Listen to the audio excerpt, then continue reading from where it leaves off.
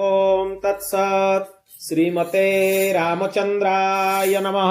ओं परमहंसा स्वादित चरणकमल चिन्मकरंदाय भक्तजनमानस निवासाय श्रीरामचंद्राय नमः। वागीसा यस्य वदने लक्ष्मीर्यस्य च भक्षसि यस्यास्ति हृदये संवित् तं नृसिंहमहं भजे। विश्वसर्ग विसर्गादि नवलक्षण लक्षितं श्रीकृष्णाख्यं परं धामं जगद्धाम नमामि तत्। प्रह्लाद नारद पराशर पुंडरीक व्यासाम्बरीश शुक शौनक भीष्मदालिभ्यं रुक्मांगदार्जुन वसिष्ठ विभीषणादीन् पुण्यानिमन् परम भागवतान् नमामि। श्री सीतानाथ समारंभं श्रीरामानन्दार्य मध्यमम् अस्मदाचार्य पर्यन्तं वंदे श्री गुरु परंपरम। रामानंदमहं वंदे वेद वेदांत पारगम राम मंत्र प्रदातारम सर्वलोकपकारकम। वाम भागे जनक तनया राजतेजस्य नित्यं भ्रातृ प्रेम प्रवण हृदयो लक्ष्मणो दक्षिणे च पादयोजे पवन तनयः श्रीमुखे मंदहासः साक्षात् ब्रह्मा प्रणत वरदं राम रूपं भजेऽहम्। कल्याणानं निधानं कलिमलमथनं पावनं पावनानं पाथेयं यन्मुमुक्षो सपरिपरिपद प्राप्तये प्रस्थितस्य विश्रामस्थानमेकं कविवरवचसं जीवनं सज्जनानं बीजं धर्मद्रुमस्य प्रभवतु भजतं भूतये राम नाम। श्रीरामः शरणं समस्त जगतं रामं विना का गति। रामेण प्रतिहन्यते कलिमलं रामाय कार्यं नमः। रामात्रस्यति काल भीम भुजगो रामस्य सर्वं वशे।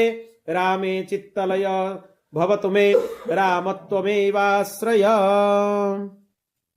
श्रीराम जय जय राम। श्रीराम जय राम जय राम। श्रीराम जय राम जय राम। श्रीराम जय राम जय राम।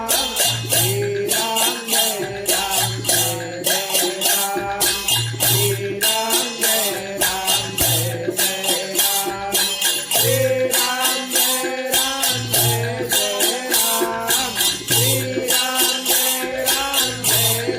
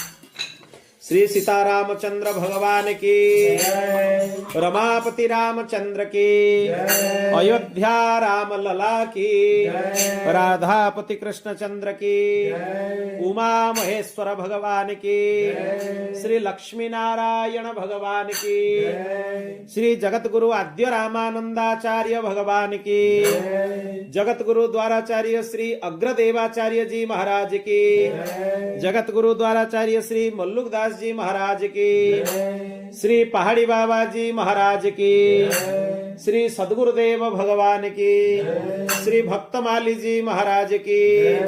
जय जय श्री राधे, जय जय श्री सीताराम, हर हर महादेव। भक्तवत्सल भगवान अनंत कृपारु आमे विगत पर्याय विशिष्ट अद्वैत सिद्धांतर आलोचना आरंभ करिथिलु। तारी भितरे विशिष्ट अद्वैत वेदांतर आलोचना, अर्थपंचकर आलोचना आमे आरंभ करिथिलु। अर्थपंचक माने 5 प्रकार प्रश्न सेठी रहिछि, 5टा तत्वर वर्णना। से 5टा तत्व कौन कौन ताको आमे जानिबा उचित। ज्ञेयं प्राप्यस्य रामस्य रूपं प्राप्तुस्तथैव च, प्राप्त्युपायं फलं चैव तथा प्राप्ति विरोधि च, अर्थपंचकमेतत्तु संक्षेपेण वदामि ते। अगस्त्य ऋषि जाइए प्रश्न करिसंती भगवान हनुमान को, आ भगवान हनुमान तांको जो उत्तर देइसंती ताकू ही हनुमत संहिता रे अर्थपंचक बोली कहा जाए। ये विशिष्ट अद्वैत सिद्धांतर एगुड़ा हृदय दीटा जिनिस, तत्वत्रयम आ अर्थपंचक। तत्वत्रयम माने भगवान, जीव, माया, ये 3 जनकर वर्णना। आ अर्थपंचक रे 5टा प्रश्न।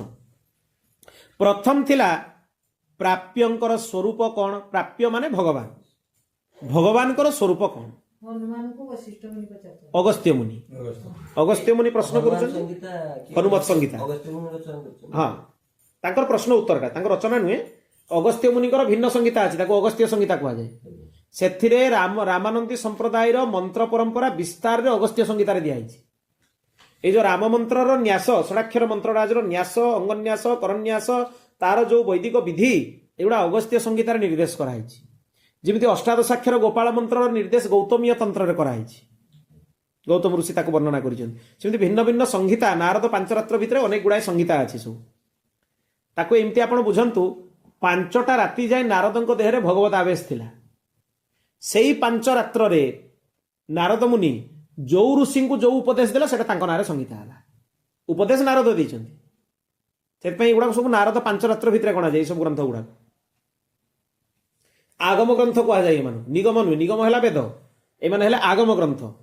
पूजा कर्मकांडर विधान आगम ग्रंथर इंपोर्टेंस भी से बहुत अधिका। तेणु आगम ग्रंथ आधार रे ही भगवान उपासना करा जाए। नारद 5 रात्र आदि विधि रे भगवान पूजा अर्चना ताकर विधि विधान, आमर जगन्नाथ मंदिर विधि, वेंकटेश्वर तिरुपति बालाजी मंदिर जो पूजा पद्धति विधि, दक्षिण रे बैखानस आगम भी अच्छी, यही सब विधि अनुसार ही करा जाए। तेणु प्रथम आसीबो प्राप्यंकर स्वरूप कौन। प्राप्य माने भगवानकर स्वरूप कौन। द्वितीय प्रश्न थिला प्राप्ता। प्राप्ता माने जे प्राप्ति करूथिबो, किए प्राप्ति करिवो। जीवात्मा, जीवात्मार स्वरूप कौन। भगवानकर स्वरूप कौन, जीवात्मार स्वरूप कौन। तापर आउ 3टा प्रश्न रहिबो। प्रथम रहिबो प्राप्तिर उपाय कौन, केमिति भगवान मिलिबे, ये 3 नंबर प्रश्न। प्राप्तिर फल कौन, प्राप्ति हेला परे हबो कौन, से भी गोटे प्रश्न। पंचम प्रश्न रहिबो प्राप्ति रे विरोधी तत्व कौन, माने भगवान को प्राप्ति करिबारे विरोधी तत्व। एतिकी जानले जनकर भगवत प्राप्ति हे गला। भगवान को जानिला, निज स्वरूप जानिला, प्राप्तिर उपाय जानिला, प्राप्तिर माने फल जानिला, आ प्राप्तिर विरोधी तत्व जानिला। 5टा कथा जानले सरी गला। सब शास्त्रर सारांश आ भितरे पळि आसीबो।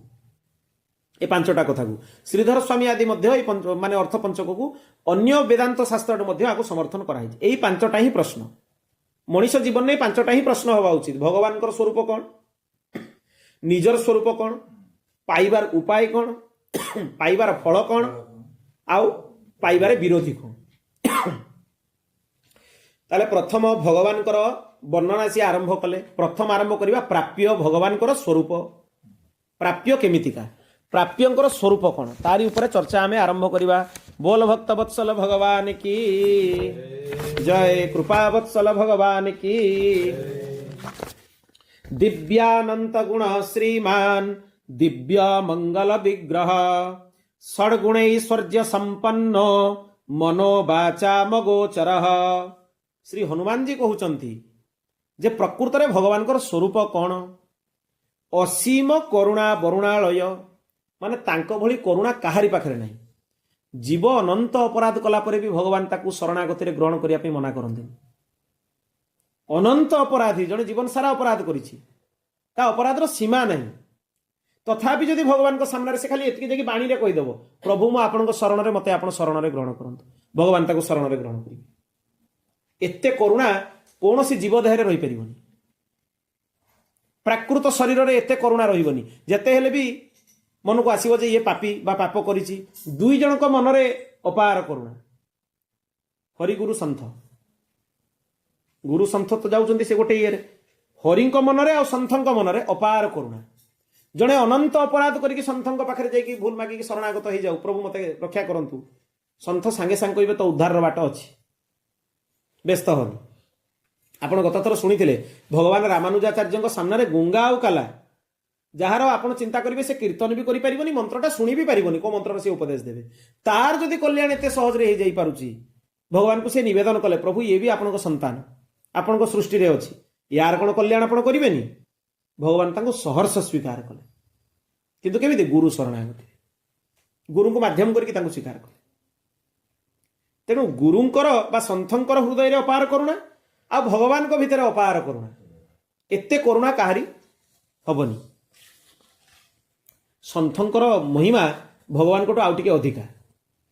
भगवान को पाखरे जतिकी गुण आपण देखुचंती सी सब गुण प्राय आप उत्तम गुण सन्थ मान पाखे भी पाइबे, प्राय सब जिन पाइबे। खाली गोटे जिन रोचे कौन जो सत्य संकल्प, सृष्टि स्थिति लयर क्षमता, से क्षमताटा भगवान को पाखे श्रेष्ठ क्षमता भाव में रही, ताकू भी सन्थों पाखे आप विचार करेंगे। जमीती भगवान को सृष्टि निर्माण क्षमता अच्छी, से भली गोटे भक्त को सृष्टि करिवार क्षमता सन्थों भितर अच्छी।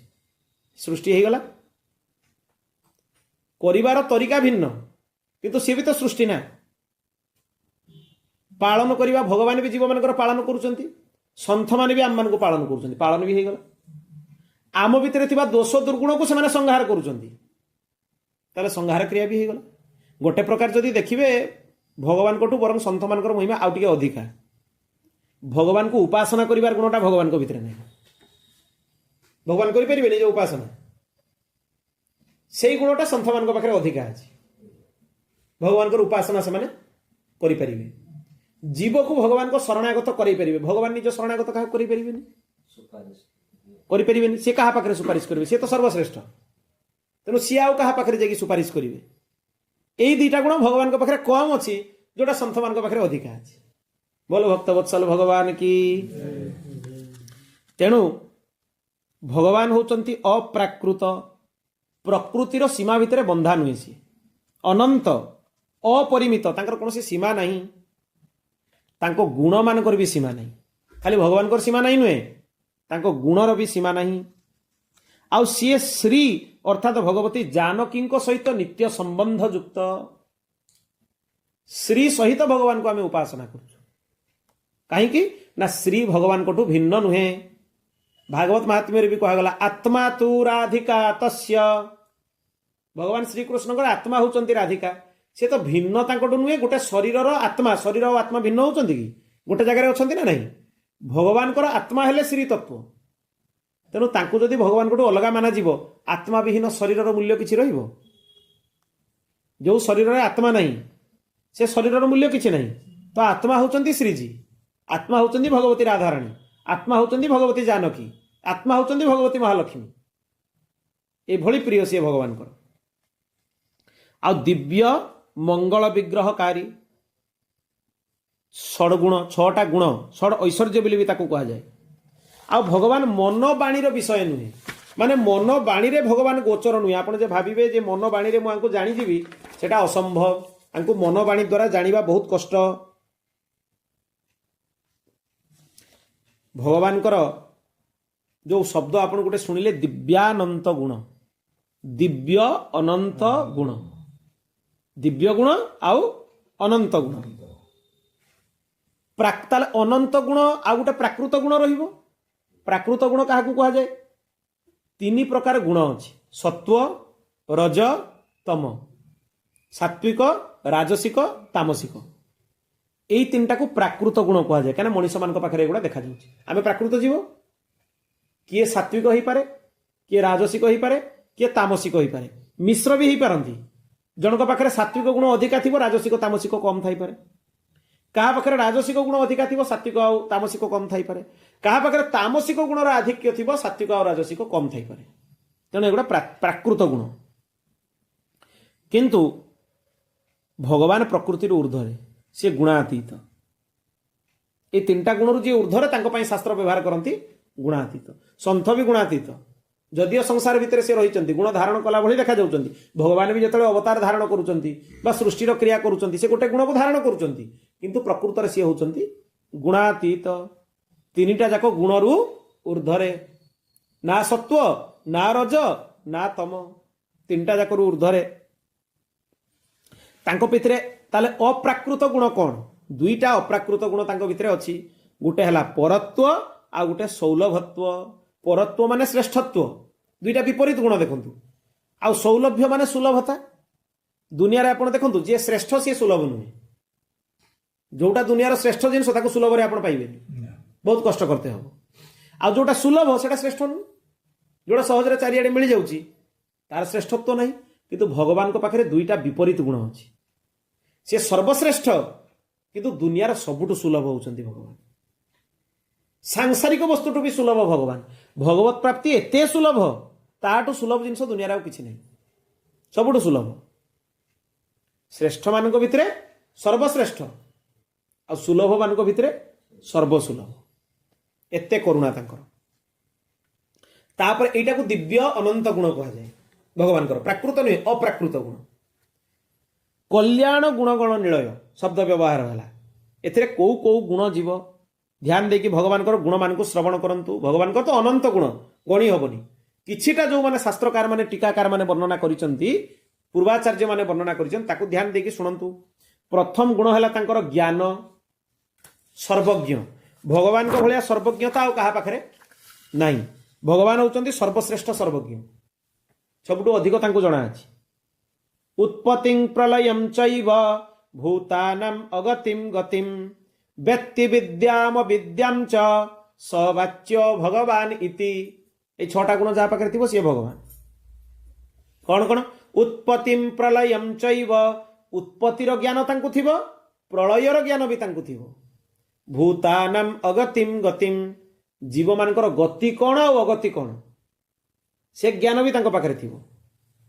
ବ୍ୟକ୍ତି ବିଦ୍ୟାମ୍ ଅବିଦ୍ୟାମ୍ ଚ, ଯେ ବିଦ୍ୟା ଆଉ ଅବିଦ୍ୟାକୁ ଭଲ ଭାବରେ ଜାଣିଛନ୍ତି। ସବାଚ୍ୟ ଭଗବାନ ଇତି, ତାଙ୍କୁ ହିଁ ଭଗବାନ କୁହାଯାଏ। ତେଣୁ ଇଏ ହେଉଛି ତାଙ୍କର ଜ୍ଞାନ। এই 6ଟା ଜିନିଷର ଜ୍ଞାନ ତାଙ୍କ ପାଖରେ ଅଛି। ତାପର ଗୁଣ କ'ଣ? ବଳ। ବିନା ଶ୍ରମରେ ସବୁ କାର୍ଯ୍ୟ କରିବାରେ ସେ ସମର୍ଥ। ତାଙ୍କୁ ଶ୍ରମ କରିବା ଦରକାର ନାହିଁ। ତାଙ୍କୁ ଇଚ୍ଛା ହେଲା ଏକୋହମ୍ ବହୁଶ୍ୟାମ, ମୁଁ ଏକରୁ ଅନେକ ହେବି। ସାଙ୍ଗେ ସାଙ୍ଗେ କ୍ଷୀର ସାଗର ଭିତରେ ଶୟନ କରିଥିଲେ, ନାଭିରୁ ପଦ୍ମ ଜାଗ୍ରତ ହେଇଗଲା। ପଦ୍ମ ଭିତରୁ ବ୍ରହ୍ମା ପ୍ରକଟ ହେଇଗଲେ। ବ୍ରହ୍ମା ସୃଷ୍ଟି କାର୍ଯ୍ୟ ତାଙ୍କ ଆଜ୍ଞାରେ ଆରମ୍ଭ କରିଦେଲେ, ସୃଷ୍ଟି ବିସ୍ତାର ବି ହେଇଗଲା।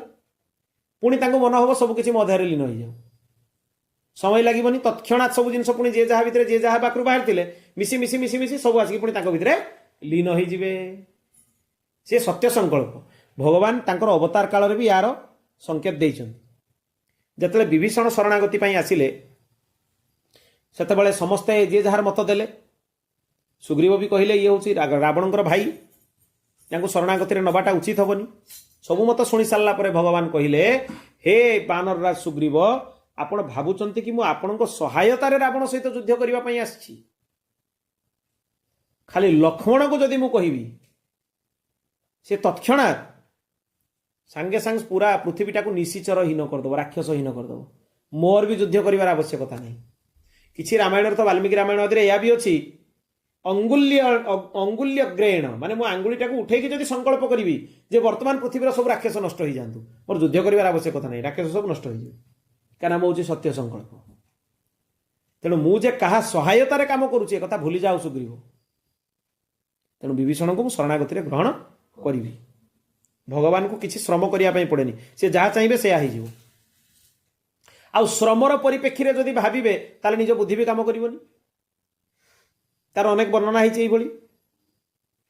ମାନେ ଆପଣ ଚିନ୍ତା କରନ୍ତୁ, ଯେତେବେଳେ ମହାରାସ ହେଲା, ମହାରାସ ସମୟରେ ଗୋଟେ ରାତି ଭିତରେ ବ୍ରହ୍ମାଙ୍କର କେତେ ଗୁଡ଼ାକ ରାତ୍ରିକୁ ଭଗବାନ ପୁରେଇ ଦେଇଥିଲେ ତାର ହିସାବ ନାହିଁ। ବ୍ରହ୍ମାଙ୍କର ଗୋଟେ ରାତି ମାନେ ଆପଣ ଗୋଟେ ଦିନ ମାନେ ବୁଝୁଛନ୍ତି ତାଙ୍କର 1,000 ଚତୁର୍ଯୁଗୀ, ହଜାରେ ଥର 4ଟା ଯୁଗ ସରିଲେ ବ୍ରହ୍ମଲୋକରେ ଦିନେ।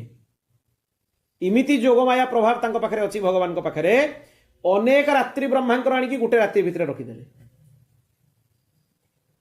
ଅନେକ ଯୁଗ ପର୍ଯ୍ୟନ୍ତ ମହଜତ୍ ବ୍ରାହ୍ମଣୋ ବିଦୁ, ଗୀତାରେ ବି ଭଗବାନ କହିଛନ୍ତି। କେହି ଜାଣିପାରିବେନି, ତାଙ୍କ ଲୀଳାର ରହସ୍ୟ ହିଁ କେହି ବୁଝିପାରିବେନି। ଯୋଉଠି ତାଙ୍କର ଐଶ୍ୱର୍ଯ୍ୟ କିଏ ଜାଣିଗଲେ, ଯୋଗମାୟାଙ୍କର ପର୍ଦ୍ଦା ତାଙ୍କ ଉପରେ ଆବୃତ କରିଦେଲେ। ଦୁଇ ଥର ଯଶୋଦା ତାଙ୍କର ଐଶ୍ୱର୍ଯ୍ୟ ଦେଖିଦେଲେ, ମୁଖ ଭିତରେ ସମ୍ପୂର୍ଣ୍ଣ ବ୍ରହ୍ମାଣ୍ଡର ଦର୍ଶନ କରିଦେଲେ। ଯୋଗମାୟାଙ୍କ ପ୍ରଭାବରେ ଦିନଟାରେ ରାତି ଆସୁନି, ଗୋଟେ ଦିନ ଅଧା ଆସିବ ନା। ରାତ୍ରି କାଳଟା ଗୋଟେ ମାନେ ସେ 4ଟା ପ୍ରହର, ଦିବା କାଳଟା 4ଟା ପ୍ରହର। ରାତ୍ରି କାଳରେ ବ୍ରହ୍ମାଙ୍କର ଏତିକିଟା ରାତ୍ରିକୁ ସେ ଆଣିକି ରଖିଦେଇଥିଲେ। 6 ମାସ। ହଁ, 6 ମାସ ନୁହେଁ, ଗୋଟେ ରାତ୍ରି ଶରତ ପୂର୍ଣ୍ଣିମା ରାତ୍ରିରେ ବ୍ରହ୍ମାଙ୍କର ଗୋଟେ ରାତ୍ରି ମାନେ 500ଟା ଚତୁର୍ଯୁଗୀ। ହଁ, 6 ମାସର ରାତ୍ରି, ପୁରା ଦିନ ନୁହେଁ। 6 ମାସର ରାତ୍ରିକୁ ଆଣିକି ପୁରେଇ ଦେଇଛନ୍ତି, ଅଧା ରାତ୍ରି କାଳକୁ ପୁରେଇ ଦେଇଛନ୍ତି ଆଣିକି। ତାମାନେ କେତେ କ୍ଷମତା ତାଙ୍କର ଭାବନ୍ତୁ। ମାନେ ଭଗବାନଙ୍କ ଆଗରେ ସାଂସାରିକ ଦୃଷ୍ଟିରେ ଯଦି ଆପଣ ଭାବିବେ ତାହେଲେ ସନ୍ଦେହ ହବ ଆଉ ଅପରାଧ ଲାଗିବ, ଆଉ କିଛି ହବନି। ଦିଟା ହିଁ କଥା ହାତରେ ଲାଗିବ। ଆରେ ସିଏ ଆମ ସାଙ୍ଗରେ ତୁଳନୀୟ ନୁହେଁ, ସିଏ ଅପ୍ରାକୃତ। ଆଉ ତାଙ୍କ ସହିତ ତାଙ୍କର ହଉଛି ସତ୍ୟ ସଂକଳ୍ପ। ସିଏ କୃଷ୍ଣାବତାର ଧାରଣ କରିକି ଗୋବର୍ଦ୍ଧନ ଧାରଣ କରିବା ସାଂସାରିକ ମନୁଷ୍ୟ କରିପାରିବ? କାଳିଅ ନାଗର ଦମନ କରିକି ତା ଉପରେ ନୃତ୍ୟ କରିବା ସାଂସାରିକ ମନୁଷ୍ୟ କରିପାରିବ? ଇଏ ସବୁରୁ ଊର୍ଦ୍ଧ୍ୱରେ ସେ। ତାପର ଗୁଣ ହେଲା ତାଙ୍କର ଐଶ୍ୱର୍ଯ୍ୟ। ଚେତନ ଅଚେତାତ୍ମକ ଯୋଉ ଜଗତ ଆପଣ ଦେଖୁଛନ୍ତି, ଇଏ ସବୁ ନିୟମନ ସିଏ କରୁଛନ୍ତି। ଦିଟା ଜିନିଷ, ଗୋଟେ ଚେତନ ଆଉ ଗୋଟେ ଅଚେତନ। ଚେତନ ହେଲା ଜୀବ, ଅଚେତନ ହେଲା ମାୟା। ଦିଟା ହିଁ ଜିନିଷ। ଏ ଦିଟା ଯାକର ନିୟାମକ ହଉଛନ୍ତି ଭଗବାନ, ମାନେ ତାଙ୍କୁ ନିୟନ୍ତ୍ରଣ କରୁଛନ୍ତି ଭଗବାନ। ଚେତନ ଜୀବ, ଅଚେତନ ପ୍ରକୃତି, ଉଭୟର ନିୟାମକ ହଉଛନ୍ତି ଭଗବାନ, ନିୟନ୍ତ୍ରକ ହଉଛନ୍ତି ଭଗବାନ। ଏଟାକୁ ଐଶ୍ୱର୍ଯ୍ୟ କୁହାଯାଏ। ତାପର ଗୁଣ ଆସିବ ତାଙ୍କର ବୀର୍ଯ୍ୟ। ୟାର ଅର୍ଥ କ'ଣ? ସମସ୍ତଙ୍କୁ ଧାରଣ ଆଉ ନିୟନ୍ତ୍ରଣ କଲା ପରେ ବି ଭଗବାନ ନିର୍ବିକାର ରୁହନ୍ତି, ବିକାରଗ୍ରସ୍ତ ହୁଅନ୍ତିନି ସଂସାର ପ୍ରାଣୀମାନଙ୍କ ଭଳି। ଆପଣ ଜଣଙ୍କୁ ସହାୟତା କଲେ, ଆପଣଙ୍କ ମନ ବିକାରଗ୍ରସ୍ତ, ମୁଁ ତାକୁ ସାହାଯ୍ୟ କଲି, 10 ଥର ମନକୁ ଆସିବ। ଯୋଉ କାମ କରିବେ ଆପଣ, ଯାହା ସହିତ ଲିପ୍ତ ରହିବେ, ମନରେ ବିକାର ସୃଷ୍ଟି ହବ ହିଁ। ଭଗବାନଙ୍କର ହୁଏନି। ସବୁ କାମ ସିଏ କରନ୍ତି, ତଥାପି ନିର୍ବିକାର ରୁହନ୍ତି। এই ନିର୍ବିକାର ରହିବାର ସାମର୍ଥ୍ୟଟାକୁ ସଂସ୍କୃତରେ ବୀର୍ଯ୍ୟ ଶବ୍ଦ ବୋଲି କୁହାଯାଏ। ଗୋଟେ ଗୋଟେ ଶବ୍ଦର ଅନେକ ଅର୍ଥ ସଂସ୍କୃତରେ ପ୍ରକରଣ ନେଇକି ଅର୍ଥ କରାଯାଏ। ଯେମିତିକି ଥରେ ଗୋଟେ ମାନେ ଉଦାହରଣରେ ମୁଁ କହୁଥିଲି ବି ଆପଣମାନଙ୍କୁ, ସୈନ୍ଧବ ଖାଇଲା ବେଳେ ଆପଣ କହିବେ ସୈନ୍ଧବମ୍ ଆନୟ, ତାହେଲେ ବୁଝାଯିବ ସନ୍ଧେବ ଲୁଣ ମାଗୁଛନ୍ତି। କିନ୍ତୁ ଯାତ୍ରା କାଳରେ ଯେତେବେଳେ ଆପଣ ବାହାରୁଛନ୍ତି ଘରୁ, ସୈନ୍ଧବମ୍ ଆନୟ, ତାମାନେ ମୋ ଘୋଡ଼ାଟା ଆଣ ମୁଁ ଯିବି। ଘୋଡ଼ାକୁ ବି ସଂସ୍କୃତରେ ସୈନ୍ଧବମ୍ କୁହାଯାଏ। ପ୍ରକରଣ ନେଇକି ଅର୍ଥ ହବ। ସଂସ୍କୃତ ଏଇଭଳିଆ, କୋଉ ଜାଗାରେ କୋଉ ଅର୍ଥ କରିବା ଉଚିତ ତାକୁ ବିଦ୍ୱାନ ମାନେ ବିଚାର କରିକି କରିବେ। ଯଦି ତାକୁ ଏଇଭଳି ଯାହା ତା ଅର୍ଥ କରିବେ, ତାହେଲେ ଅର୍ଥର ଅନର୍ଥ ହେଇଯିବ। ତାପର ଗୁଣ ଆସିବ ତାଙ୍କର ଶକ୍ତି। ଅନ୍ୟମାନେ ଯୋଉ କାର୍ଯ୍ୟ କରିବାରେ ଅସମର୍ଥ, ଭଗବାନ ସେ କାମ ଗୁଡାକୁ ସହଜରେ କରିଦଉଛନ୍ତି। ତାଙ୍କ କାମ କେହି କରିପାରିବ କି? ଯୋଉ କ୍ରିୟା ଗୁଡାକୁ ସେ ପରିଚାଳନା କରୁଛନ୍ତି, ତାକୁ କେହି ପରିଚାଳନା କରିପାରିବ? ଇଏ ହେଉଛି ତାଙ୍କର ବିଶେଷ ଗୁଣ। ତେଜ, ବଡ଼ ବଡ଼ ବଳବାନଙ୍କୁ ବି ସେ ପରାଭୂତ କରିଦିଅନ୍ତି। ଯୋଉ ରାକ୍ଷସ ମାନଙ୍କର ଆଉ କେହି ନାହିଁ, ତାଙ୍କର ତୋଡ଼ ନାହିଁ ଦୁନିଆରେ, ଜାଣନ୍ତୁ। ତାଙ୍କୁ ମାନେ ପରାହତ କରିବାର କ୍ଷମତା କାହାରି ନାହିଁ। ହିରଣ୍ୟାକ୍ଷ, ହିରଣ୍ୟକଶିପୁ ଦୁନିଆରେ କେହି ନଥିଲେ, ଦେବତା ବି ତାଙ୍କୁ ଦେଖିକି ଲୁଚୁଥିଲେ ଯାଇକି। ରାବଣ, କୁମ୍ଭକର୍ଣ୍ଣ, ଦେବତା ଲୁଚୁଥିଲେ ଯାଇକି ଦେଖିକି। ସେମାନଙ୍କୁ ବି ଭଗବାନ ପରାହତ କରିଦେଲେ। ବିଚିତ୍ର ପ୍ରକାର ତାଙ୍କର ବରଦାନ ଥିଲା, ତଥାପି ପରାହତ କରିଦେଲେ। ହିରଣ୍ୟାକ୍ଷର ଏତେ ବଳ, ସେ ଭଗବାନଙ୍କର କୌମୁଦକି ଗଦାକୁ ଆକାଶକୁ ଉଛାଳିଦେଲା। ସେଭଳି ଭୟଙ୍କର ରାକ୍ଷସକୁ ବି ଗୋଟେ ଚାପୁଡ଼ରେ ଭଗବାନ ବରାହ ମାରିଦେଲେ। ତାକୁ ତାର ବଳ ଦେଖେଇତେ କହିଲେ, ତୁ କେତେ ବଳ ଅଛି ଦେଖା। ସେ ରାକ୍ଷସରାଜ ତାର ବଳ ଦେଖେଇ ସାରିଲା, କହିଲେ ଏଥର ମୋ ବଳ ଦେଖ। गोटे चापुड़ ताको पकेले से भगवान किमती जे ताको कौन चापुड़ मारले एड़े बड़ भयंकर राक्षस गोटे चापुड़े मरीगला। नृसिंह भगवान हिरण्यकशिपु लंबा चौड़ा वरदान मागिथिला धरिकी विदीर्ण करदेले ताको सबु वरदान तार नष्ट करदेले। रावण कुंभकर्ण भी जहाँ थिला जते प्रकार वरदान थिला से बानर आ मनुष्य मान तुच्छ करके वरदान मागिथिले रावण से वरदान को भी पूर्ण करके भगवान ताको पराहत कले। तापरे आसीबो सौशील्य तामाने सबुठु बड़ हेकि भी तांको भितरे भक्त वात्सल्य अछि। यदि भगवान चिंता करिवे जे मु भगवान मो स्तरर केही नांदे ताले केही जीव तांको प्राप्त होई परिबे एते परे भी तांको भितरे वात्सल्य अछि। पदे खाली तांको आगे आपण जे कहि दियंतु मनरु भी भितरु भी न थाउ खाली बाणी रे कहि दियंतु प्रभु मु आपनको शरणागत एतकिरे से आपनको ग्रहण करनेबे। एते दयालु दुनिया रे केही हेबेनी। विनम्रता सन्थ ब्राह्मण को तापर भी भगवान सम्मान दियंती। भृगु ऋषि जतरे भगवान को अभिशाप देवा पई चाहिए जे पत्नी विरह सहिब से समय भगवान कहले देखंतु मु सत्य संकल्प भगवान मु चाहिए आपनकर अभिशाप ग्रहण न करि पारे आपण मोर किछि करि परिबेनी किंतु ब्राह्मण मान को मु जेहेतु सम्मान दिए ब्रह्म तेज बळी अछि तेणु आपनकर अभिशाप को मु सादर रे ग्रहण करूची। तापर भृगु तपस्या करके भी हाहाकार करदेले ब्रह्म तेज एते गरियान किंतु सेठी गोटे कथा ध्यान देवार अछि ब्रह्म तेज बहुत बड़ वशिष्ठ विश्वामित्र प्रकरण रे भी आमे सुनिचु दुईटा जाकरे किंतु अम्बरीशंक प्रकरण रे ब्रह्म तेज भी भगवत भक्त आगरे मथा नत करिया पे बाध्य होला। दुर्वासांग भलिया ब्रह्म तेज अहं भक्त पराधीन ह्यस तंत्र इव द्विज भगवान तांको कहिले मु होची भक्तर पराधीन से ब्रह्म तेज भी आउ काम देला नहीं। तापरे वात्सल्य आश्रित प्रति अगाध प्रेम जी भगवान को डाकुनी ता प्रति भी भगवान प्रेम प्रदर्शन करते केमतिका ताकू खाइबा पई दउछन ना नहीं भगवान पिंधिया पई दउछन ना नहीं भगवान न चाहिले से पाइबो रहिया पई घर दैछन ना नहीं सब लोक तो भगवान कर भजन करू नाहंती जी भगवान कर भजन करूनी ता संगे ही भगवान भेदभाव करू नाहंती। वायु दैछन ना नहीं ताकू माने माने ये करिया निश्वास प्रश्वास पई वायुटा कहा निर्देश रे चली भगवान कर जदि से कहिबे जे जतकी लोक मोर भजन करछन ताको छडा समस्तकर वायु बंद कर दियो कि हाहाकार हो सृष्टि रे जो माने मोर भजन करू नाहंती तांको जल बंद कर दियो करछंती कि भगवान सिंती जो माने मोर भजन करू नाहंती ताको पई सूर्यालोक बंद कर दियो बंद करछंती समस्त को से दे चलछंती सूर्यालोक भी दउछंती वायु भी दउछंती जल माने से काहारी सहित भेदभाव करू नाहंती जे तांको भजन भी करूनी ताकू भी सेतिकी से भल पांती जेतिकी जने तांको भजन करूची सी से भेदभाव करंतीनी एते वात्सल्य तांकर। तापर गुण आसीबो भगवानकर मार्दव मार्दव गुणर अर्थ है आश्रितंकर विरह सी सही पारंतीनी जे तांकर आश्रित तांकटू जदि से दूरेई जीवो सेटा तांको भारी कष्ट से चाहती आश्रित सबले मो पाखरे रहू सेइति पई भगवान कहिचंती शास्त्र रे जे जे मोर आश्रित हुए ता ऊपर दुखर बोझ मु लदी दिए निजे भगवान कहिचंती कारण कोन ना दुखर बोझ लदी देले से सब बेले मो संगे रहिबो मो भक्त मो पाखरे रहू मते एटा भल लागे जदि से मोठू दूरेई जीवो ताकू सुख देले से मो पाखरु दूरेई जीवो तेणु मु ताकू केबे भी सुख दिएनी पूरा एई शब्द दुखर बोझ मु ता ऊपर लदी दिए खाली दुख नुहे तेणु जहाँ ऊपर दुखर बुझ पड़ो मैंने जानवे भगवान आम उपर विशेष कृपा आम अधिक निकटतर हाँपाई भगवान एगुड़ा करुँच सागर आउ कि नहीं आ जहाँ को बेसी सुख भगवान दौरान चाहिए जे भगवान को आम दूरे जा सावधान हो उचित पूरा सावधान हो उचित जे भगवान प्रिय लिस्ट आम बर्तमान जाए ना प्रिय लिस्ट रहा लोक को से सुख देवेनि से तो निजे स्वीकार कर शास्त्र जी मोर शरणागत हो मो पाक आसब ता दुखर बोझ मु लदी दिए तेणु भगवान को मार्ग को आसिक कहीं एक कथा कहवा उचित नुहे जे भगवान को तो डाकुचे कष्ट कहीं मिलूँ ये भूल धारणा भगवान को उपासना करिवार ये सब कथार आलोचना ही नहीं यार कौन स्थिति ही नहीं तेणु दुख सही प्रस्तुत हो जातु से तो कुंती मागिले कुंती कौन मागिले कुंती से भली किए कौ श्रेणी कौ श्रेष्ठत्वर भक्त से चिंता करते किंतु भक्त को से केवल अपमान करने दिंतनि भगवान ଦୁଃଖ ସହୁ, ଅଭାବ ଅନାଟନ ରହୁ, କଷ୍ଟ ରହୁ, କିନ୍ତୁ ତାକୁ ସେ କଷ୍ଟକୁ ସେ ଅନୁଭବ କରିବା ପାଇଁ ଦିଅନ୍ତିନି। ସେ ସାଙ୍ଗରେ ସବୁବେଳେ ଠିଆ ହେଇଥାନ୍ତି, ପ୍ରତ୍ୟେକ ପରିସ୍ଥିତିରେ ଠିଆ ହେଇଥାନ୍ତି। ସେ ଦୁଃଖରୁ ବାହାର କରିବାର ବି କ୍ଷମତା ଭଗବାନଙ୍କ ପାଖରେ ଅଛି। ଆଉ ପ୍ରକୃତରେ ସେଟା ଭକ୍ତ ପାଇଁ ସୁଖ, ଦୁଃଖ ନୁହେଁ। କାରଣ ବେଶୀ ଭଗବାନଙ୍କର ସେ ନିକଟତର ହେବ। ଯେତେବେଳେ ଆପଣ ମାର୍କ କରିଥିବେ ଜୀବନ ଭିତରେ, ଏଟା ପ୍ରାୟ ଦେଖିଥିବେ, ଯେତେବେଳେ ଜୋର କି ଗୋଟେ ସଂସାରରୁ ଧକ୍କା ଖାଇବେ, ଆପଣ ସେତେବେଳେ ଭଗବାନଙ୍କ କଥା ବେଶୀ ମନେ ପଡ଼ିବ ଯେ ଭଗବାନ ତୁମେ ହିଁ ଏକମାତ୍ର ସତ୍ୟ। ଯେତେ ପର୍ଯ୍ୟନ୍ତ ଜୋର ଧକ୍କା ନ ଖାଇଛନ୍ତି ଅନୁଭବଟା ସେତେ ଷ୍ଟ୍ରଙ୍ଗ ହବନି। ଏମିତି ଶୁଣୁଛନ୍ତି ଶାସ୍ତ୍ର ଶୁଣିକି, ସତ୍ସଙ୍ଗ ଶୁଣିକି ଭଗବାନଙ୍କ ପ୍ରତି ମନ ଲାଗୁଛି, କିନ୍ତୁ ସେତେ ଷ୍ଟ୍ରଙ୍ଗ ଲାଗିବନି।